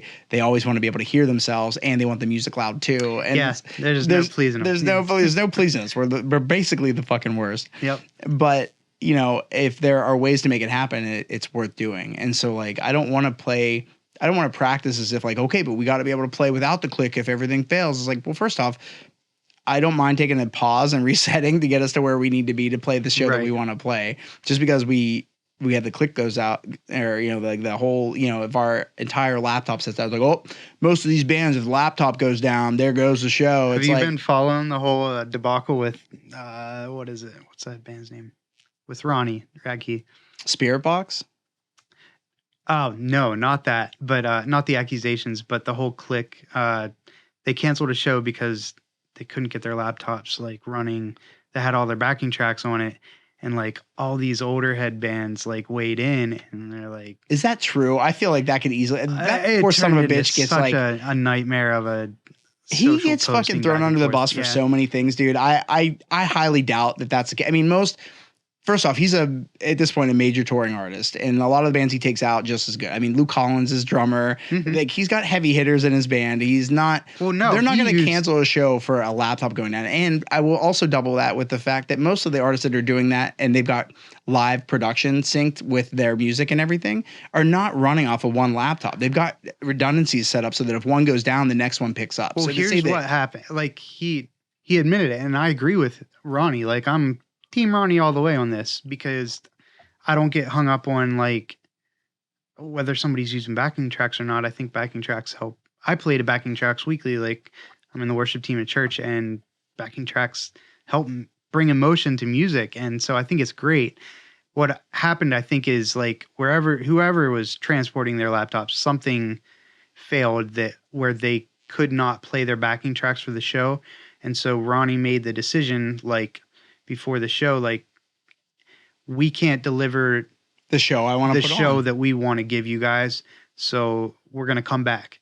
And so they effectively canceled the show, but like so many people weighed in on it and being like, I think "Oh, I they're vaguely, not was real this artists." recent or was this like, That was a couple months ago. I feel like I remember when this was going down. Yeah. So I guess my further addendum commentary to that would be, you know, it's not just their tracks. Like their tracks are also in sync, usually with via MIDI for their light show. It's their light show. So It's like everything. it's everything. So literally the experience that you want your fans to have is not going to be there. Like I'm sure a large portion of the fans would have been just as fine going in there and seeing them fucking wing it. But Right. I can tell you from a fact, whenever you've taken the time to craft an entire set for your you don't your wanna fans and for your own experience of performing the art, the last thing you want to do is go out there and play a show you don't want to play in a way you don't want to play it. Right. Like you're not, it's just not, and he's a great singer. Like he's got so many other accolades that make him worth the He's a wait if you're a goofball, fan. man. But I love like, it. how do you get mad at somebody for being like, hey, bottom line, it's just the same as like, hey, all of our guitar necks snapped, and it's going to be a while till we can get the guitars that we want in here that have all of our pickups and the things that we are like. There's no difference. I mean, it's literally just the backing tracks aspect is just an instrument that's accompanying everything else. It's not like they're not playing. It's not like it's in the same vein of the people who talk crap on autotune and who don't really understand. Like right. autotune is on everything and it's okay. You still have to be a good singer for autotune to work properly. Like you got to be close. I remember when I first started tracking my own stuff, I hit up Matt Wentworth from our last night, and I was like, hey, I'm like not sure what to dial like my tuning settings into. Like I don't know if it just makes sense for me to go through and do like send it out to get it like Melodyne tuned, or if like investing into like Antares auto tuner in real time is going to be worth it. And I found that what I like is for scratch tracking, I like actually having the auto tune on so that I can hear where I'm off, because you can hear where the notes bend in a way that's like obviously not favorable. Right. And so I guess for me, I was like, what is the best way to get this to not sound? I don't want it to sound, if I am going to have to use tuning in my tracking phase, I don't want it to sound like egregious, you know? And he was like, honestly, my best advice to you is just to learn how to sing it right. He's like, just learn how to sing it right and get a good in-ear mix for in-ear, you know, setup for your monitoring for being able to track to it. And that's going to carry you so much further. And then between that and a few other people along the way that helped me on my journey with self-tracking my own stuff. Again, a huge barrier for entry and a big reason why Relic Hearts didn't release a lot of music between when we dropped Volatile and when we basically had that ransack year that like 2 years ago after Boss passed away. I was like, I need to get over this hurdle. This is holding my entire band back because I'm like not confident with what, I don't know what my baseline is for what is a good set of tracks to send out of vocals to somebody else to mix and master. And it's like, I was like, able to reference with you. I was like, Jordan, like, please tell me if these suck. Like, if I need to go back and retrack something, I'm totally willing to go back to the board and do it again. Yeah. I just don't want to be giving you something that is difficult as hell to work with. And then, you know, we started hearing, I think, I'm trying to think what the first mix we did with you was. Positions? Was that the one? Yes. Yeah. That's so, what a weird one to give you. And like, we did that Positions cover, and then I get it back and I'm like, oh, and like, I even went back and retracked certain parts because I was like, oh yeah, this delivery, I see you're doing the best you could with what I gave you. And that part was not a solid delivery. So it's not going to be easy to work with. It's more energy, man. Like, tuning is fine. If you're a little flat, like nobody cares, you can fix it. But like that energy and the inflection and the oomph you have behind it, like that's what to hone in on. And yeah, auto-tune's not a big deal at all. But like, I was afraid that like I was sending out subpar quality tracks to somebody. Gotcha. Like I didn't want to do that and basically like foot and mouth embarrass myself in front of anybody that I might want to send it out to. No, I feel you. Yeah. And I don't know what my baseline is for what makes good tracks. So I have no barometer for being able to decide like whether or not mine stack up and not like, then I come to realize like, oh, I'm actually not as bad as I'm not anywhere near as bad as I thought I was. I was way far off base from thinking that I was just not doing a good job at all. But like, you know, when you don't know how to do your initial in compression and stuff like that for your vocals that you're recording, I was like, are these too compressed? Am I compressing these too much for you? And you're like, no, like these are fine. These are totally fine to work with. And I was like, I just needed somebody to tell me that I wasn't doing it wrong. You're on the right path. Right. Yeah. This process that I was doing was right. And then as soon as I had that, it was like off to the races. It was like, okay, cool. I'm confident to track anything I want to now. Yeah. I track all the time. I track extras. I'm like, hey, I'm going to lay down a bunch of overdubs tonight and send them to you. Like, sorry about it. You send 16 tracks of the verse one. And But like, That's a little inside joke me and Nate have. yeah, of course. He's like, oh, I don't need, no more than Johnny 5 just tracks. sent or me whatever. 56 tracks. But to me, I'm like, what you do about, like, I hate doing my vocal comping just because it's this aspect that is like, it's like fucking mowing the lawn or like doing the dishes. Yeah. I'm just like, I don't want to do that aspect of it. Like, if I'm focusing on the energy and tracking it right, the last thing I want to do is sit there and sift through all the different takes and variations, slight tweaks or whatever. Do you feel uncomfortable listening to your voice? Not at all. I just fucking hate doing it. Yeah. It's like it's just a process, a procedure thing that I don't like. And Gotcha. so with you, every time we've always tracked together, you're like, oh, I like how you do this. And Jason's another one. He's like, I like how you actually inflect this in a really weird way. It's not, I don't hear it a lot actually. And he's like, I think that's actually part of what makes your voice sound interesting. Yeah. And so you also have that ear for, I know that if I give you a bunch of takes and I'm trying some weird shit out, you're going to be like, oh, all right, I see what he was going for here. Yeah. You'll assemble it in the comp the way that it sounds the best. And I know that I trust you with that. And that was another reason that we weren't releasing stuff, because I was like, oh, then I have to, if I wasn't just tracking it, tuned or not, I got to be able to comp this into a take that is something I can send out that can then be made. And if I did it that way, I'd have to get my lead vocal take back first so I could go and track my doubles to that. Yeah. Am I notorious, for whatever reason this is the case, like if I track in a studio with somebody else, my lead is always the hardest to get to, like to where everybody in the room is happy with it.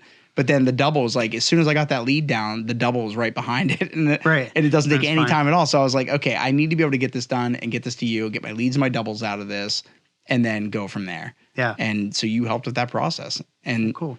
It's good to have that kind of tool in our camp to say like, oh, we don't have to have everything perfect at our own individual remote recording spaces to get it to you and have it, the end sonic result be exactly what we want it to be. Dude, it is so cool now that like you spend a couple $100, you can just record anywhere and do so many cooler things rather than have like the whole band come over to my house and like my baby's screaming in the living room. Right.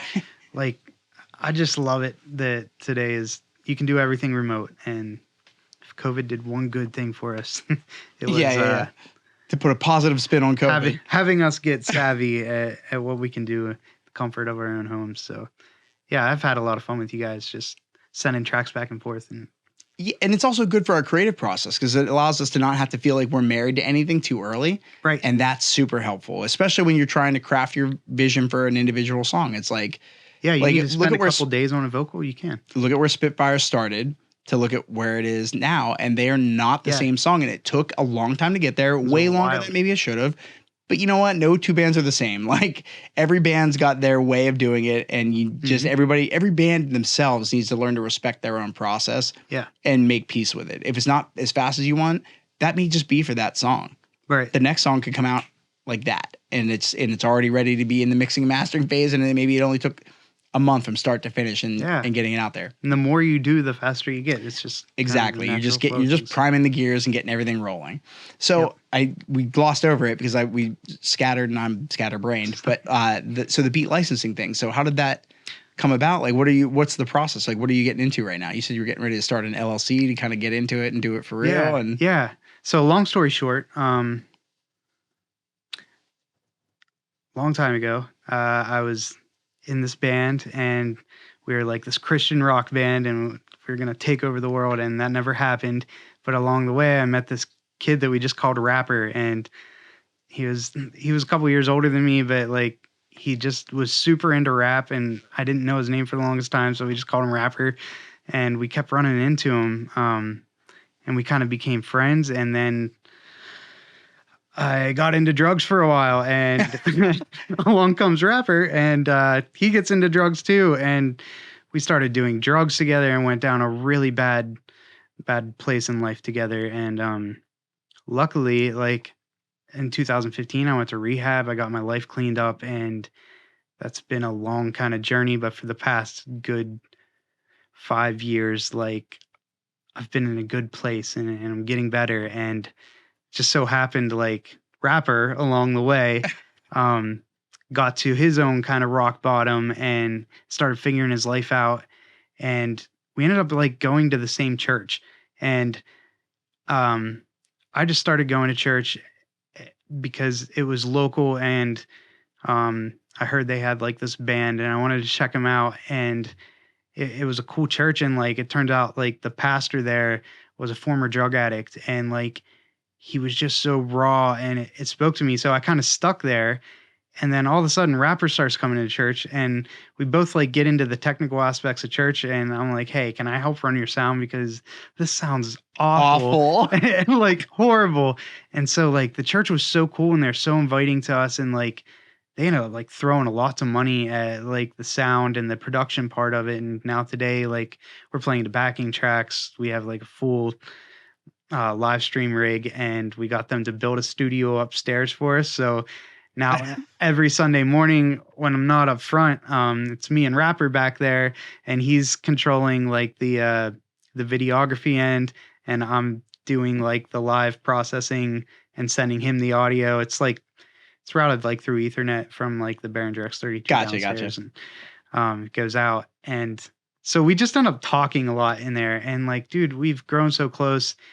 And he's always been producing beats. He like uses Reason, and he's like that's really popular for beat production. I've heard super good at it. And like his style is like, I don't want to say it's cheesy. It's not cheesy, but some of it's cheesy. But he's a little old school, and so he'll send me these beats, and he does it all the time. And he's like, "Hey, what do you think of this?" And like I'll give him feedback, and like he's really good at like catching a vibe of something and just like creating this feeling, this texture in his beats that like people strive to do, like that I can't do.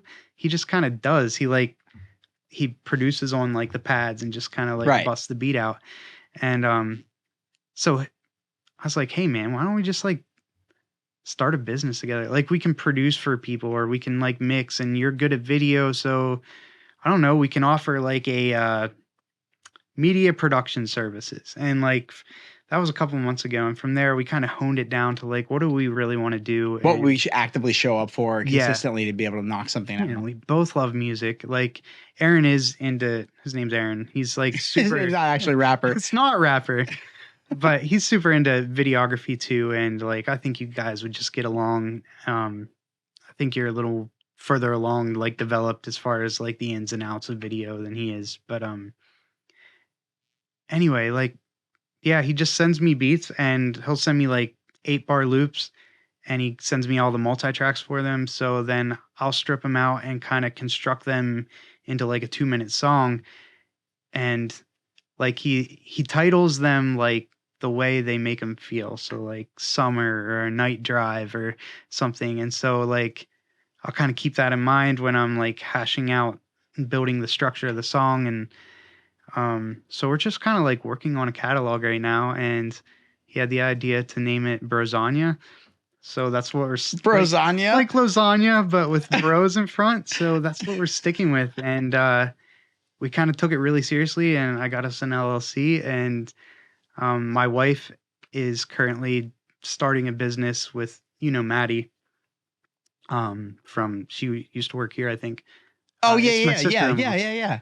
They started a business together like a couple months ago. So I got to kind of see the process. So I didn't have to hire like a whole business lawyer. I just legal wrote on the, legal Zoom too.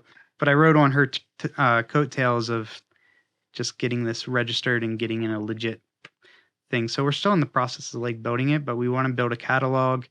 We got an account on like United Masters. I forget what there's like a rap artist that owns United Masters, but it's supposed to be like this latest distro platform for everything from like leasing beats to sync licensing. Nice.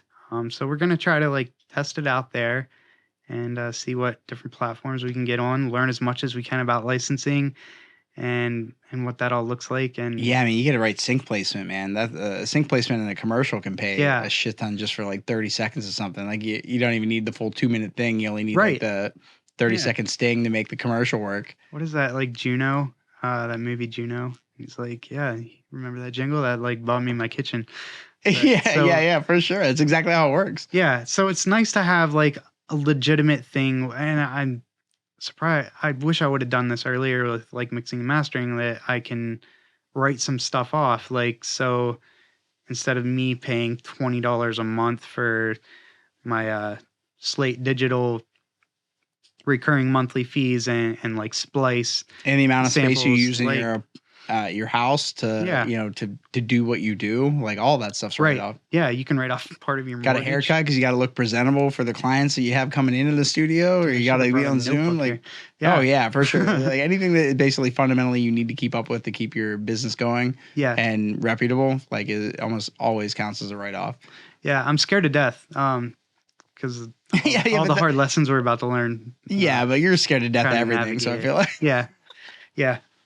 It's funny. Anyway, but like, do you have advice? Like, my first bit of advice would be to let me do the bros on your beats thing that like plays underneath the thing. And Yes. yeah, like whenever Yeah. at the beginning of every intro. yeah, of we all of your actually got to tracks. submit like an audio tag that it'll say every once in a while on the United Master. Hilarious. I mean, you just got to be willing to roll with the punches, man. Like, there is no advice. I don't know that specific realm exactly, but every opportunity you get to learn something, or if there are conventions and things like that that you can go to, or there are meetups, like artist and producer meetups, you got to dive into that world. And I've taken it from Tom, my Ruski Nukage. He was really good in the underground EDM scene in Brooklyn at actually organizing these producers and getting them together to do like, hey, we're gonna either start with an idea and we're all gonna make our own beats and see how we feel about the beat. Like a bunch of producers in one space and at one point in time creating a beat centered around one like sort of particular idea and just seeing how that varies from producer to producer, and then like challenge yourself. I feel like it's super important to do like the tests that you can get done in a week and the daily tests, like the thing that you can get done that is, I could shoot this today. I could shoot that. Like I want to put out a piece of content a day, every day for a month. It's like, okay, that's a tall order, but if you can get it kind of regimented in a way where it's not difficult to actually do that, you're in good shape. There's this quote, I don't even remember who said it, but it was really good. It's, you're successful if you put out art that you want to put out. Like you're successful the minute you release the art that you made. So like, regardless of how you feel about it, like your feelings don't matter like that. None of that matters. As soon as you release the thing, what matters is how people, and it's not even that matters. What also matters, I guess, is that, how people interact with it and engage with it and react to it. Right. If that's what matters to you. Some people just like to do the thing and they put it out and they're like, I don't really care where it goes. This is just like catharsis for me. This is a thing that I do because it's an outlet that I love and I don't want to deviate from doing it because it's a part of like my mental or emotional well-being. Yeah. But like the only thing I can think of that I think is true to everybody is you just got to be willing to keep learning, and you've already got that passion. So like, as long as you keep going down the rabbit holes and, don't be afraid to splurge on yourself now and again. Sometimes you don't need the tool to get to what you're trying to do, but sometimes a new tool incites the violent urge inside to continue to create and try something new and do stuff. Plugins, man. Yeah, man. I feel terrible about it. But then like every now and again, like for the podcast, I use one from Waves, Clarity VX. Oh, yeah. And it's like so great at cleaning up the audio. And the audio I already set it up to be good out of the box. So like it's good, but to get rid of any of that extra hiss and have it just be clean, dead space, that's it. Yeah. Alex Goot, he was the one who showed me the software. He was like, dude, you got to get this. He's like, you don't have to, but it's not that expensive. And it really is the icing on the cupcake. Like, it's not. Universal Audio makes one for like $300, and Waves Clarity came out shortly after that. And like, they're giving them a run for their money. Definitely. I mean, it's great. I showed it to intern Carlos, actually. And he was like, yeah, like when you can actually like hear it between A and B, turning something on and off. Yep. That's the other thing I always love about you is like you are always down to talk like gear and nerd out with like specific techniques and this, that, and the other thing. And it just takes a special kind of brain to be able to you have to have friends in your life that you can do that with. Yes. Yes. And like, there's been periods where I've been starved of that. So I'm like, I just feel really lucky now and like blessed to just have so many cool creative people in my life. And like, yeah, dude, I'm just thankful of where things are. And like, I've never even seen like real like success in it. And it's, I guess, right? Like, right. Whatever that means. I just wish I would have had this like gratitude when I was younger. And I think it would have like kept me on the path a little better instead of constantly like being down on myself about how I'm not where I think I'm supposed to be yet. And Well, it's like, hard when your environment isn't there to support you and steer you away from that. Yeah. And it's also, I think, especially hard and maybe something that's maybe not this area specific, but I look at this area as like, this is a microcosm to the macro. This problem we deal with here is in every pocketed little corner of this great world of ours. And so ultimately it just takes, you need to be able to be in an area where you can be surrounded by people that, it's that nature versus nurture argument ultimately. Yeah. But really in this case, when it comes to the creative aspect, it's like you can have some innate sort of internal core to your being, true art that you naturally just express and get out. But sometimes great art isn't just the natural, it's cultivated. And when you're not in an area of people that can support you because there's not really a strong music scene in this area, or there's not really this or that, to some degree you can kind of be talked to as if those are excuses. But beyond a certain point, it's hard to do a lot of things without the right tools. Yeah, definitely. Like I can dig a well with a spoon. That doesn't make it a good fucking idea. Like even if I enjoy it for the first 2 feet of it, you know, like that's not the way to go about living your life. And it's hard when you don't have people that can kind of steer you away from that. And I feel like in our area, we've been kind of like we're kind of cutting our teeth constantly on the things that we're learning and trying. And I think it's not an accident that we stand out in all the best ways the way we do now, because we spent that time doing that. But you have to be willing to do that in the first place. And a lot of people can get burnt out and stop striving for it. Like, how many people do you know that we started doing music with that don't do music at all anymore? So and it's sad. like, it is, especially when you know people that are like, damn, like you're really good at this and that. And I can't believe that it just didn't pan out for you. And you can't be like mad at them or like sad for them if they're not sad themselves. But, you know, there's something to be said for like, man, I really wish you had stuck with it, because I would have loved to have seen where you ended up. Yeah. On your path of creating. And like, I don't know, like, not to like shit on my parents or anything, but like growing up, I remembered, dude, I always just wanted like supportive parents with what my dreams and goals and ambitions were. And like to them, it was like never realistic. And like, they didn't mean to like tear me down, but they weren't so subtle about like not shooting those ideas down.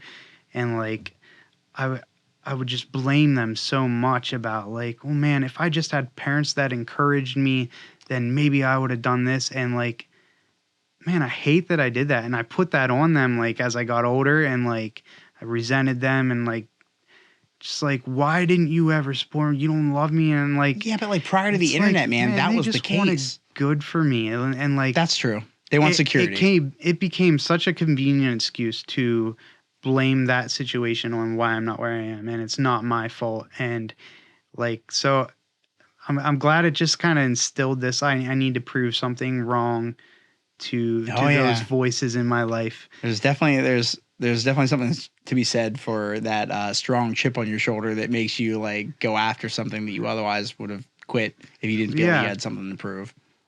But I totally forget where I was going with that. But just trying to like even raise kids now. I know you don't have any kids yet, but like, dude, I just adopted my son Andre. Like, he's officially a little Kreppsy now. But congratulations, man. Man, I get so hard on him sometimes, and he's such a creative kid, and he just like, he's rambunctious, and he sings to himself all the time, and has like this internal rhythm that's really good at keeping time. And I try to like cultivate that in him, but it seems like the more I encourage him or the more I try to teach him, the more further away it just kind of drives him. Yeah, he wants to learn on his own. He already has it all figured out. But dude, I catch myself sometimes just being like, just kind of like hard on him. Like, dude, what are you doing? Like, knock it off. And it bums me out because like oh, man, shit. I am turning into everything that I hated about my childhood. Like, and I'm putting it on him. And so it's just really important to cultivate like that creativity and give them the space to fail and like mess up and it not be the end of the world for them and to crush them, because they're fragile little beings, man. Yeah, we are as kids. And it's hard to think about it when you're not a kid anymore, because you don't really ever get to fully see who you were as a kid anymore, because you're this constantly evolving creature that you are now. and then now, and then now. Right. And like, my mom just said to me the other day on my birthday, she was like, I think one of the students around here might have killed himself. And I was like, what makes you say that? And she was like, well, they were carrying a body out the front door. No, she was like, there were a bunch of people that were just like outside of this apartment area and just like sobbing and crying. And I guess there was like an ambulance that was there, but they didn't see anything. But, and they were, it was like a group of like Asian like students outside of this place, like just kind of crying and going through their emotions. And I know specifically for a lot of Asian culture, it is like paramount that you get your degree and you are a great student and that you go out and you get a great job and that you provide for your family, you start a family. Right. And so so much pressure, man. There's a lot of pressure. And so, I mean, insofar as maybe your parents didn't support you, it allowed you to create that chip on your shoulder that let you pursue the thing that you ultimately wanted to do anyway. Right. There's no linear path, right? Like it's like, oh, did I live the right life? Nobody gets to know what they say. At the end of the day is for us, nobody gets to say whether they did or didn't live the right life. Right. But you can live your best life, certainly. And you can do a lot of it on your terms. And sometimes living that life comes with just being like, I got to eat crow. Like I'm not going to enjoy anything about this. Like I've had periods in my life where I had to like actively tell myself, this is just not a great place and I don't love where I am. That's got to be okay. And even if it's not, I just need to like nose down, eyes forward, and just keep going in this direction that I'm going and do the work, show up whether I feel like showing up or not, because nobody else can show up for you. Nobody else can teach you anything. Nobody else can inspire you to. People can inspire you to do things. That's not fair. But like to look externally for motivation, it's not motivation. 9 times out of 10, you're just looking for discipline. Yeah. Well, it's hard for a neurodivergent person such as myself to exercise discipline without like a lot of regiment being put into it. Like a lot of actual articulate effort has to go into me getting things done in a way that discipline helps you with. Dude. And so what discipline has to look like for me has to look like repetition. And sometimes I gotta mask like, I don't want to do this thing, but you know what?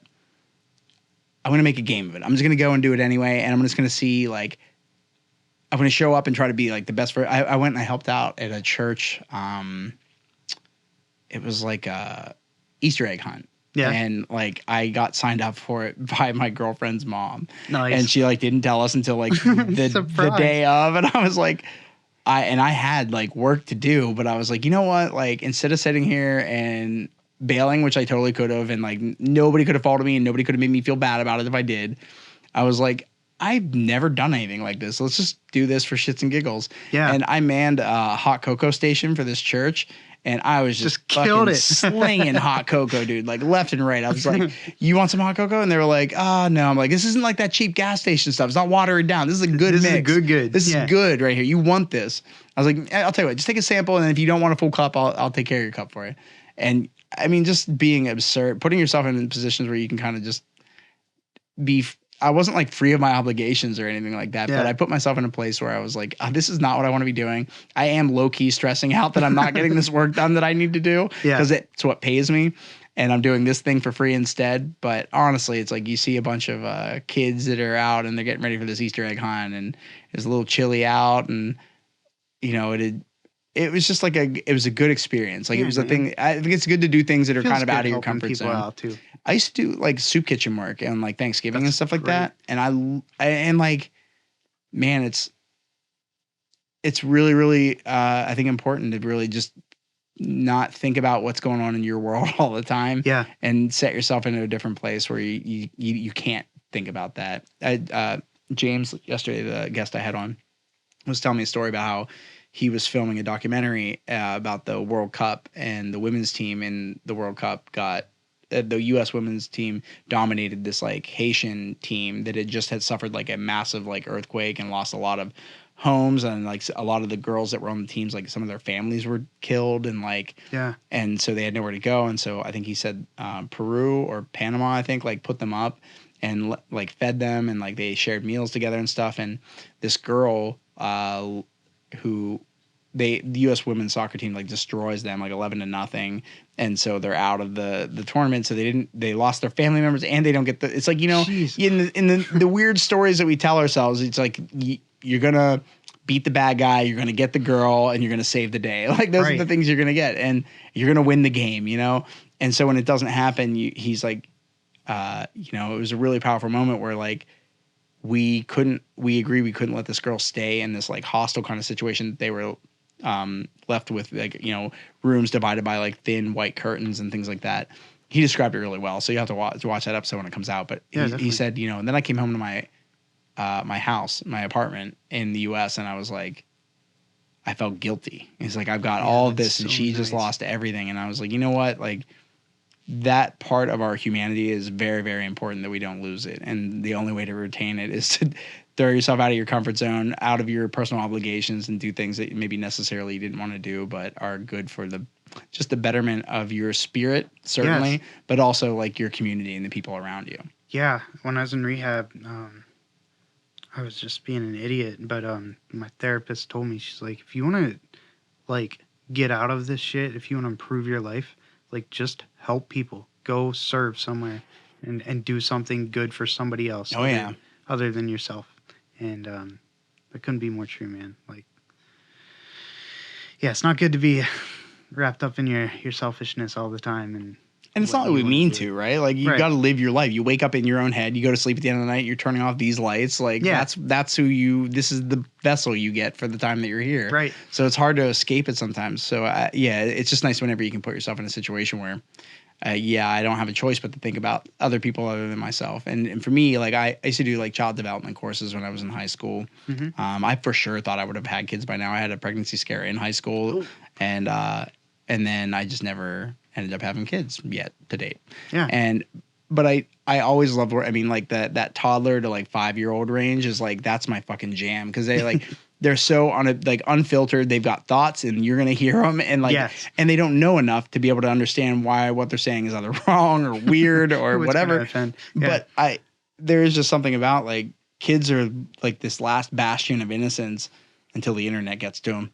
But like, when they've got that, there's a certain amount of like I think every human being has that like pack mentality of like, all right, protect the children, or like give the children a good experience, or be there for the kids. And I think insofar as I've been able to like transform that into the further, like the future parts of my life, and be like, okay, I got a homie who's really good at mixing and mastering, or I think he's really good. He doesn't really have a lot of faith in himself, but if I can inundate him with a bunch of projects and show him that like trust is being placed in him, and that he is capable, because I'm literally hearing it. Like, you were showing me mixes for things that you were doing. You're like, I'm really proud of this mix. Like, let me know what you think.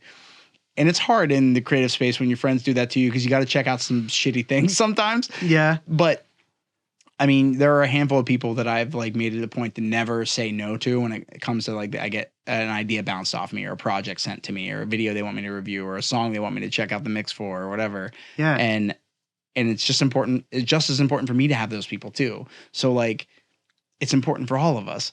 And I just looked at you. I remember being like, this is ridiculous. Like I could see why you would go down a path of like, you know, I don't know if it was like rampant alcohol abuse, but it was certainly drug abuse.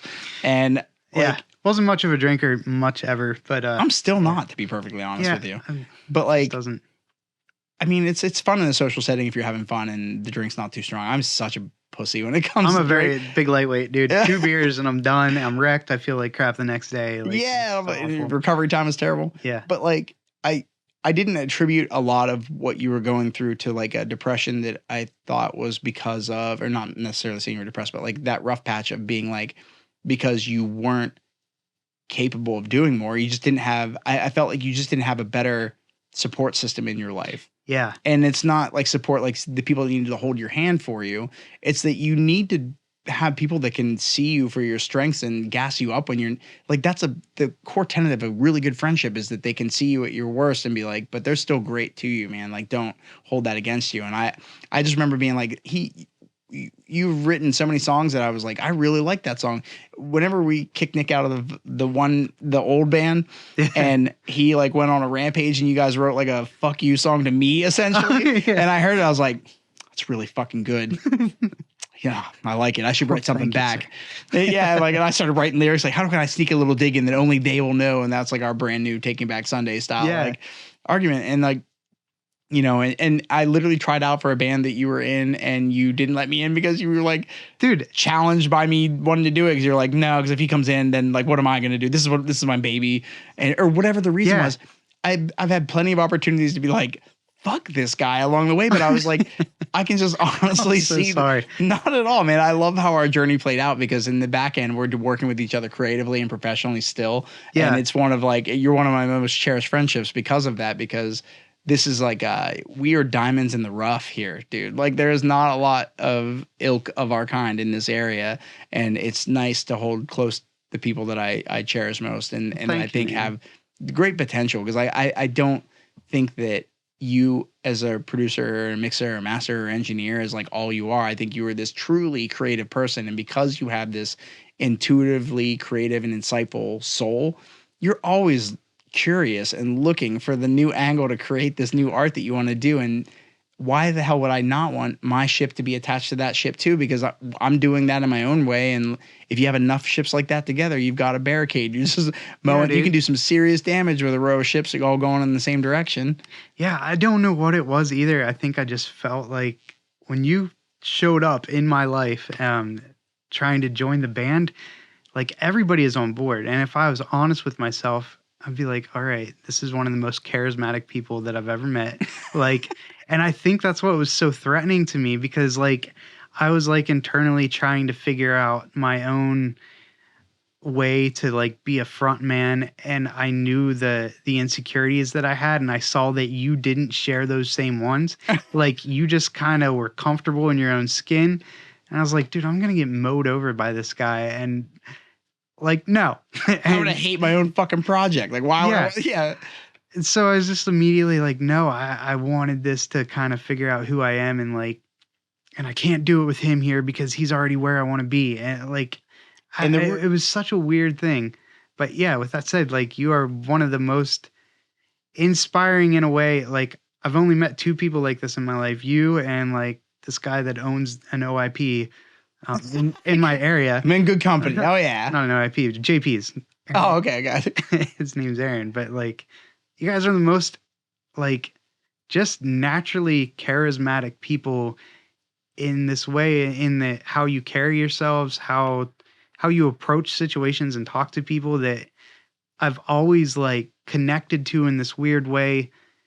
Not because like I can relate to you that I am that way or that I ever viewed myself as that, but it's always something that I viewed as like, that's like respectable. Like that's the way you should be. Like, I don't know. It's just you feel like maybe like my life would be better if I were like that or something like that. Yeah. Like, yeah. I mean, it's easy. I'm just as fucking guilty of that as anybody else, man. Like for you to say that, like I was like charismatic and comfortable in my own skin, like bullshit. Like, I haven't been confident in a whole lot of my life until like I got to my 30s and I was like, oh shit, actually it turns out shit doesn't matter. I've got a track record first off that like examples that prove that I'm just being an idiot right now.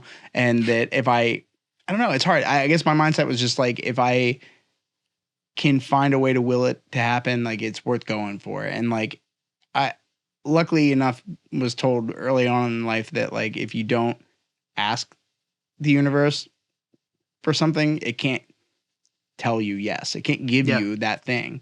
And so then you start to look at it more of like a numbers game. And it's like, oh, all I really got to do is just be putting myself out there. Right. You throw shit at the wall long enough, some things are going to stick. Yeah. And I think it's hard when you're focusing on like all these things that aren't sticking for me. Like none of these things that I thought were going to be the things that were going to do this for me or that for me were those things. It gets discouraging. It definitely does. And so I guess along the lines of learning how to take more shots and get in more reps so that I can be better at every shot that I am taking gives you the opportunity to actually like see some of those things through. And then just enough of that. It's like if 1 in 10 things you do just enough confidence succeeds to you by any metric, you can just keep going until that 1 in 10 becomes 2 in 10. Yeah. And that's 1/5. And then sooner or later, that's 2/5. And now you're like, oh, I'm almost at 50% of like every shot I take hits. I've always had this thing where like like I would have to wait until I'm not there yet. Like I don't want to push out music until I can become a little bit better, or you know what I mean? Or like, yeah. And sorry, but that's like the wrong way. Cause the Yeah, reality is like, absolutely. you're never where you want to be. You just have to put it out and move on. Like that's not making the perfect the enemy of the good, Right. especially internally, man. It's so hard because you hold yourself to this ridiculous standard of all the things that have influenced you in your world. You don't want to like fall Yeah. short on that. You don't want to fall short on yourself and feel like you sold yourself short. But the reality is this the last song I'm going to write? Right. No. So then why am I hanging on to it? Yeah. Because it's fun right now and I want to see it through and I want to make sure that I hit the benchmark for the vision or whatever. Okay, so like find a way to implement a process that says, okay, but here's my time limit on how long I'm going to allow this to go before I have to move on. Right. Instead of obsessing over it. Like even at church, like they were asking me to join the worship team, and like I knew like where I came from, like what I've been in for the last 10 years, like addicted to opiates in some form or another for 10 years. And coming out of that, like I was going to church repeatedly on Sundays, and like I always had this, like the thought of joining the worship team to me was like, oh, I'm nowhere near spiritual enough. Like maybe in a year from now, like if I can like get my shit figured out a little more, then I'll think about joining. And like I remember talking to somebody about it. Like I just don't feel like I'm there yet. And like I can relate. I think you said it to me. I'm pretty sure I can relate that to so many things in my life that I'm just not there yet. And like, I mean, like from the spiritual end, it's like, well, God just takes you as you are, like, or whatever you believe, like you're enough, like as you are. And like, you don't have to like, you're never going to get to where you think you should be. It's like the carrot and the stick thing, man. And so I don't know. Yeah. Just take your shot. Yeah, man. I mean, look, I feel like my life, any of my successes that I have that I can tote and say that I did came from me taking the shot. Like literally me getting the job that led to me being able to get the Emmy for the Penn State stuff. Yeah. Was a matter of me texting the director of our first music video ever and being like, hey man, do you have any like freelance work you could give me? And he was like, hey, actually, I've been seeing the music videos you've been releasing. I think we could use your editing style for Penn State football. Would you want to come in and maybe give that a go? And I was like, yeah, like I didn't love the idea of going to be, I mean, football's on a schedule, so I'm going to be on a schedule. Right. Johnny doesn't do well with schedules. Yeah. So like I had to be honest with myself, like, all right, I'm going to be making a sacrifice here to show up and commit to this in a way that I would not otherwise be open or receptive to doing. But I was like, I'm going to learn some things from it, and damn it if I didn't. So I both took the leap and took a chance on myself and had no idea if I was going to fall flat on my face. You don't want to disappoint anybody. I don't know what like the media organization infrastructure looks like and how I'm going to be getting footage and turning it into things. Like I didn't know any of that, but I was like, I find that more often than not, I do just as well whenever I end up truly fucking lost and having to start from there than I do if I try to get somewhere specifically by design of my own. Yeah. Do you ever feel like a bull in a china shop when you're in those situations? And like, I guess I always felt like I'm taking up too much space. Like learning this new job that my current day job, like, dude, I was so hyped up on trying not to cause any disturbances as I learn, because like, I don't feel like I know enough. Like I'm not ready to just be comfortable in my own skin here. And like, truth is like, you're not that big of a deal that you're messing anybody's work. If you can topple the company, they've got other problems because they can sink the company. Yeah. So like, how did you learn all that stuff? Like, did you find that taking on that job where you didn't know all the details of how you're going to get this where and here, like, did you just kind of figure it out as you went, or did somebody guide you? Like, I mean, I had some good mentors. Like I think like what helped me was I started editing with the music video stuff. I was editing my own footage. Yeah. So I was seeing where I was fucking up filming.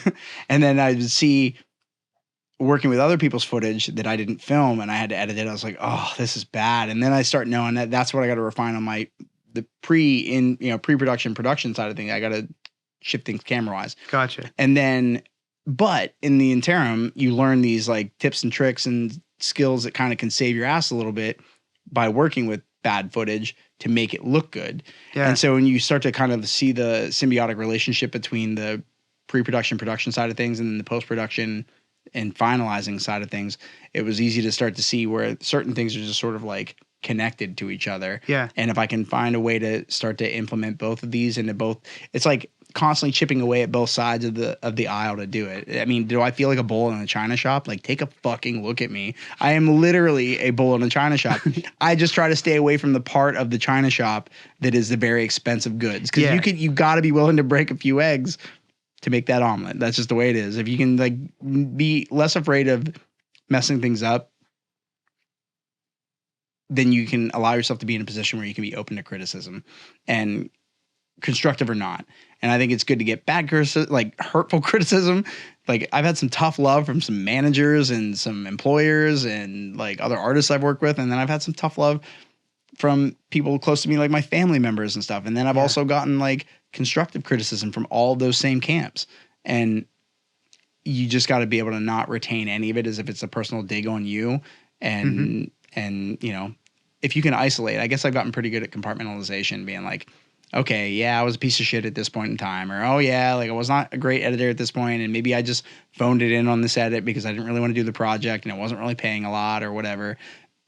And then you eventually you're like, oh shit, this is my integrity I'm putting out there. So it's like, do I really want to do this? Do I really like this? Like, well, yeah, I like media, I like photo, I like video, I like audio, I like all these things. So how do I kind of like get a little bit better at each one every day? And like, if you can just show up for yourself every day with the intent to be a little bit better to yourself, to your peers, to your art, you know, you have a better chance of seeing whatever you're going to define as your success that way than you do by trying to adhere to somebody else's standard of what that success should look like for you.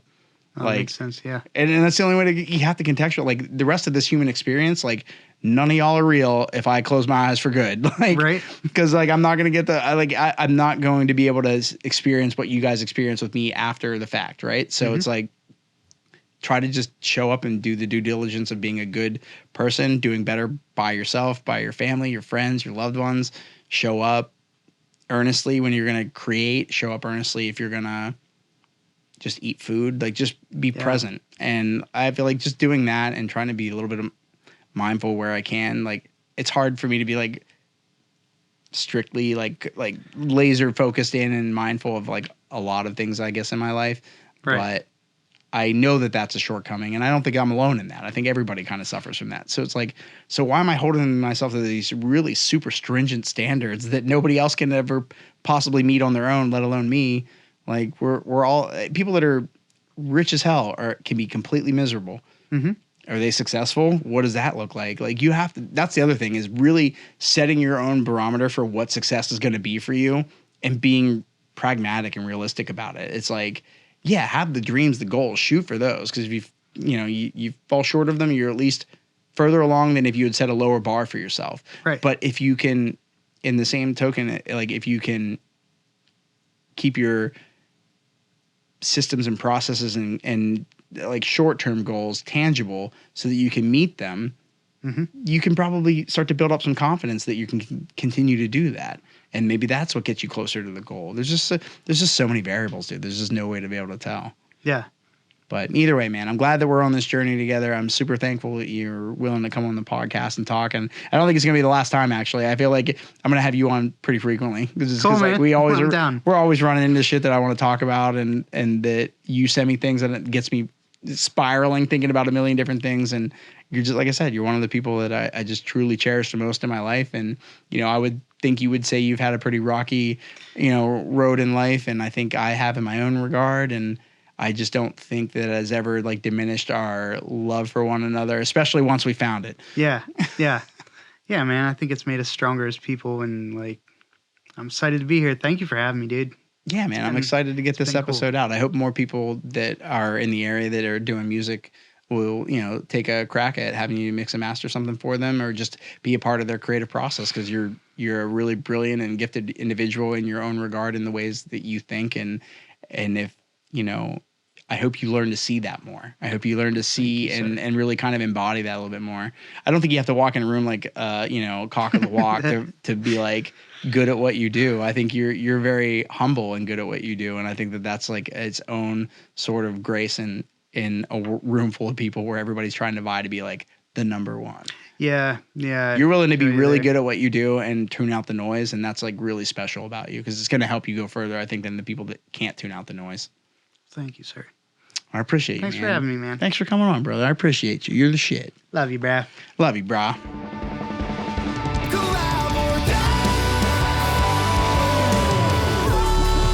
We're always collaborating at all times with the universe.